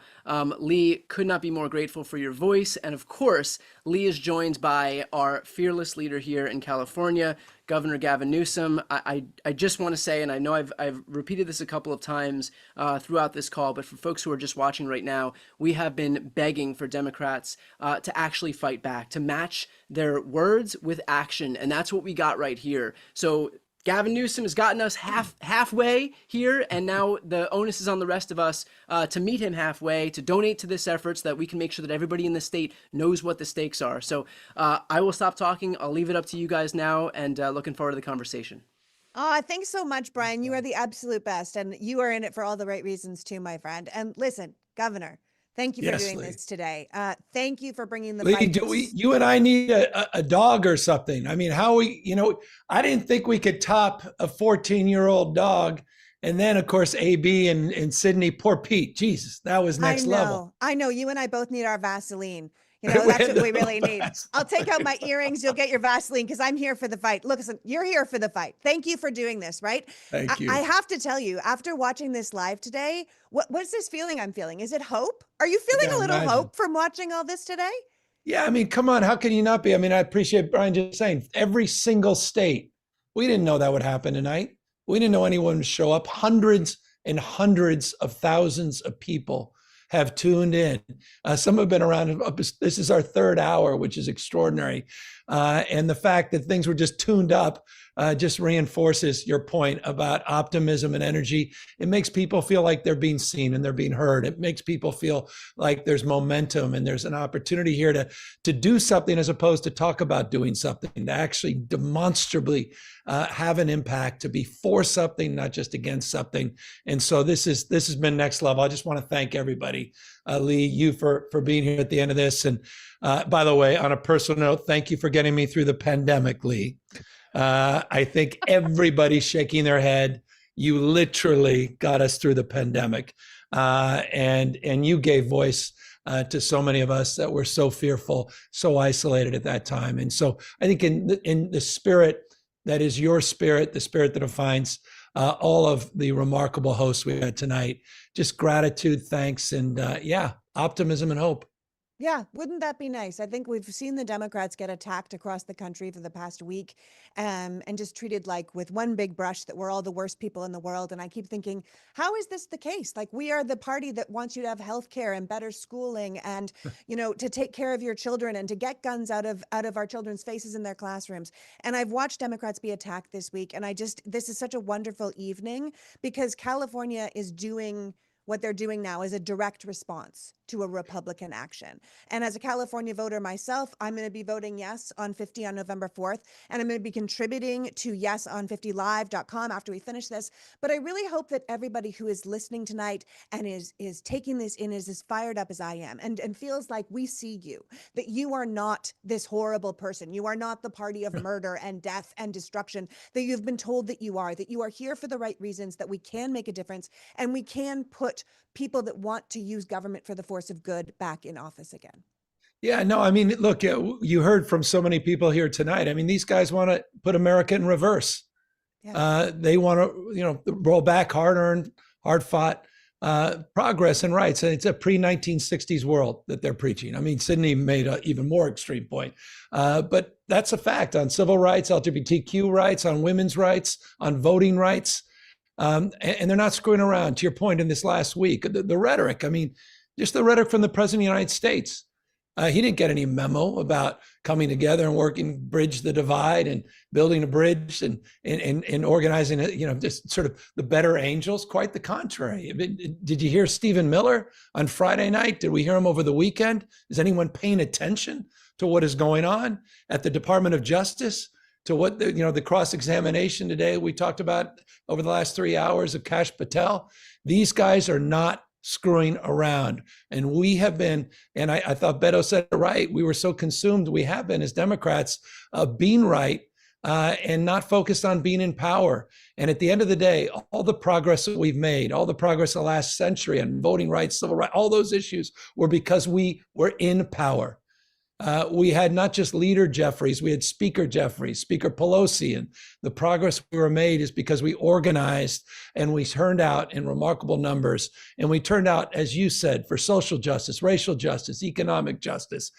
We turned out because we believe we're all better off and we're all better off. We turned out because we don't tolerate one another. We want to celebrate one another and unite around the things that bind us together in the spirit of the best of the founding fathers. So that's what Prop 50 is about. And if I may, I just think I don't want to talk around it. You heard a little bit, but just to highlight what everybody means tonight, the fact that you came together, we've raised over $750,000 from 50 states. I want folks to know every week, one person has donated $10 million to defeat us. One person. Someone who doesn't believe in reproductive freedom, someone who believes in the extremes of the Republican Party, one billionaire every week, $10 million, $10 million, $30 million and counting. You had Mike Johnson write his first check. And who, by the way, who are the biggest donors behind that check? Guys like Elon Musk. Yeah. Know what we're up against and know that you're the antidote to those folks and we can defeat them. Yeah, and that's why we need these resources, so we can counter the right-wing money machine, who are really hoping to defeat this proposition so they can keep Donald Trump and his billionaire agenda going, because they're getting everything they want right now. And it's so important that we counter their messaging. I was talking to one of my neighbors on the dog walk the other day, because I do have a big dog I could put right here on my lap, but he would take up the whole screen. And he said to me, why am I getting all these emails about no on 50? And I said, because they have so much money, an absurd amount of money to keep defeating democracy. These people have spent 40 years trying to dismantle it. I do not think they thought the Democrats were going to fight back here. And it's why we're so grateful to you for stepping up. And now they have to spend a ton of money to make a counter punch look like a first punch. And they're the ones that brought this fight. And we're just finally standing up to the cheating. No, I love that. And it was said by a number of people. This was not the fight we chose. But I think what you just said was even more powerful. I don't think Trump for a second expected us to fight back like we're fighting back. And that's why failure is not an option. It is not an option. I mean, I can't even conceive of the impact if we run short. We can't run the 90-yard dash on this. I mean, 2026, if we limp into 2026, we're in real trouble. So we can build the kind of momentum. 2026 begins this November, and it's November 6th. But as Pete and others just said, it's really October 6th, because those ballots land in people's mailbox in just a few weeks. Early voting is October 6th. It ends on November 6th. And that's the opportunity for folks to remind everybody the power of early voting, the power of emulation, meaning emulate kind of the things you heard here tonight, and the kind of energy and the caring and daring that so many people shared tonight, and to make sure that we don't dream of regretting. We got to put everything out on the line, because this is about holding the line, and it's about holding up this democracy. Yeah, I know you wish it wasn't like this. I wish it wasn't like this, but I keep saying, like, there's no point in complaining like these aren't the rules when the other team keeps roundhouse kicking us to the face, right? It doesn't matter that this isn't how politics is supposed to be played. If it is being allowed, then the rules have changed, and we either kick back or we keep getting beat. And I think I speak for many of us when I say we are sick and tired of losing. You got it. And again, we're using, I said it before, not just our formal authority by organizing this construct and putting it on the ballot, but our moral authority by doing something that's never been done. If you still have some hesitancy, you still have some doubt, well, I don't like, just emulating the bad behavior. I don't want them to implicate me in the way they do things. This is democratic. This is transparent. The maps are on the ballot. That's never happened in this country. We have never submitted to the people the ability to draw their own maps. So we're giving the people that power. This was not done in Mar-a-Lago. This was not done behind closed doors, as was the case in Texas, as is going to be the case shortly in Indiana, and what just happened in Missouri, and what is likely to happen in Florida and Ohio and elsewhere. This is done in the most transparent way, and again, in a temporary response to what Donald Trump and what the Texas delegation did and Greg Abbott in just a few weeks ago. So I can't press upon people more that this is it. This is it. And we've got to hold the line. We've got to hold each other's hands. We've got to walk across this line at peak. And we've got to, as you say, fight fire with fire. And we've got to be muscular in terms of our approach and response. That's right. Absolutely. I want to thank you so much for doing this today, Governor. It's what we all really, really need. And for people who are feeling a little bit like two wrongs don't make a right, and I'm not sure if I should go for this, understand that this is going in the most democratic way possible. This is a temporary thing. And the goal at the end of this would be have no gerrymandering at all. It's why the Democrats voted for the For the People's Act in 2019. It's why they voted for the Redistricting Reform Act again in 2021, and why the Republicans voted against it both times, because it is the Republicans who benefit from locking in power so it's no longer accountable to the voters. And this is not what we want, which is why we are starting by doing this, by being accountable to the voters. So thank you so much, Governor. I hope people will go to Yes on 50 Live right now and get us past that mark. But thank you, everyone. And I really hope you're feeling the same hope I'm feeling today. Love it, Lee. Well said. Thanks so much, Lee. And bring it home. Bring it home. And Governor Newsom, I got to say, I know I've said this before, but it's worth repeating. There are a million reasons to have not done this, that it's too hard, that it's too close to the election, that there's too many people standing in the way, that it would just be easier if we just practice good governance and unilaterally disarm like Democrats always do. The reality is that thanks to your leadership, thanks to the leadership of the California Democrats, we got this thing done, which is half the battle right now. And so I'll repeat my plea to those who are watching right now. The reality is we got to get this thing in front of as many Californians as humanly possible. And the way that we do that is by looking to those grassroots donations. We don't have these billionaires, mega billionaires who are donating 10 million bucks a pop like they have on the Republican side, because they know that if they can neutralize what happens in California, then they're good to go. There's no other big weapons to deploy like we have in California. And so our antidote to that is going to be getting as many people in the grassroots donating as humanly possible. We're just a few $1,000 away from $750,000 a quarter, $750,000. And that money is going to help get this thing in front of so many Californians who don't know what the stakes are of this upcoming election on November 4th. It's going to make sure that we can get in front of people's TV screens, on their computer screens, on their phone screens, in their mailboxes, and we can't do that without this massive amount of support. So for everybody who's donated, thank you so much for being part of this effort. Thank you for being part of this movement. And also thank you for being part of helping give something of a permission structure for other Democrats across the country to recognize that if they take aggressive action, if they take a forward-leaning posture when it comes to fighting for our democracy, that they're going to have the people behind them. This is not just a California thing. Not only does it have major implications for the House as we head toward 2026, but this is also a message to other Democratic governors, other Democratic state legislatures, that the answer is not to cower, it is not to capitulate, it is to put on your big boy pants and fight. And that's what we're seeing right now. And the way that we make sure to give that permission structure to other Democrats to do that is by making sure that we succeed here. This is the test case. If it succeeds here, then it shows every other governor, every other state legislature, every other lawmaker, senator across the country that the answer in this moment is not to bow down, it's not to capitulate to Trump and Republicans, it's not to appeal to our better angels and practice good governance and unilaterally disarm, it is to lean forward and fight. And that's what we're seeing right now. And of course, the ability to win this fight relies on everybody chipping in whatever we can to make this thing a reality. So Governor, on behalf of everybody watching, cannot thank you enough for leading in the way that we've been begging so many people to lead, which is to back up your words with some action here. I love it. And I'm asking you for one last action because we're going to hit 750,000, but it's going to require one thing, Brian. That's not any more of your time, but one more opportunity to see that beautiful dog of yours. All right. You know what? This is it.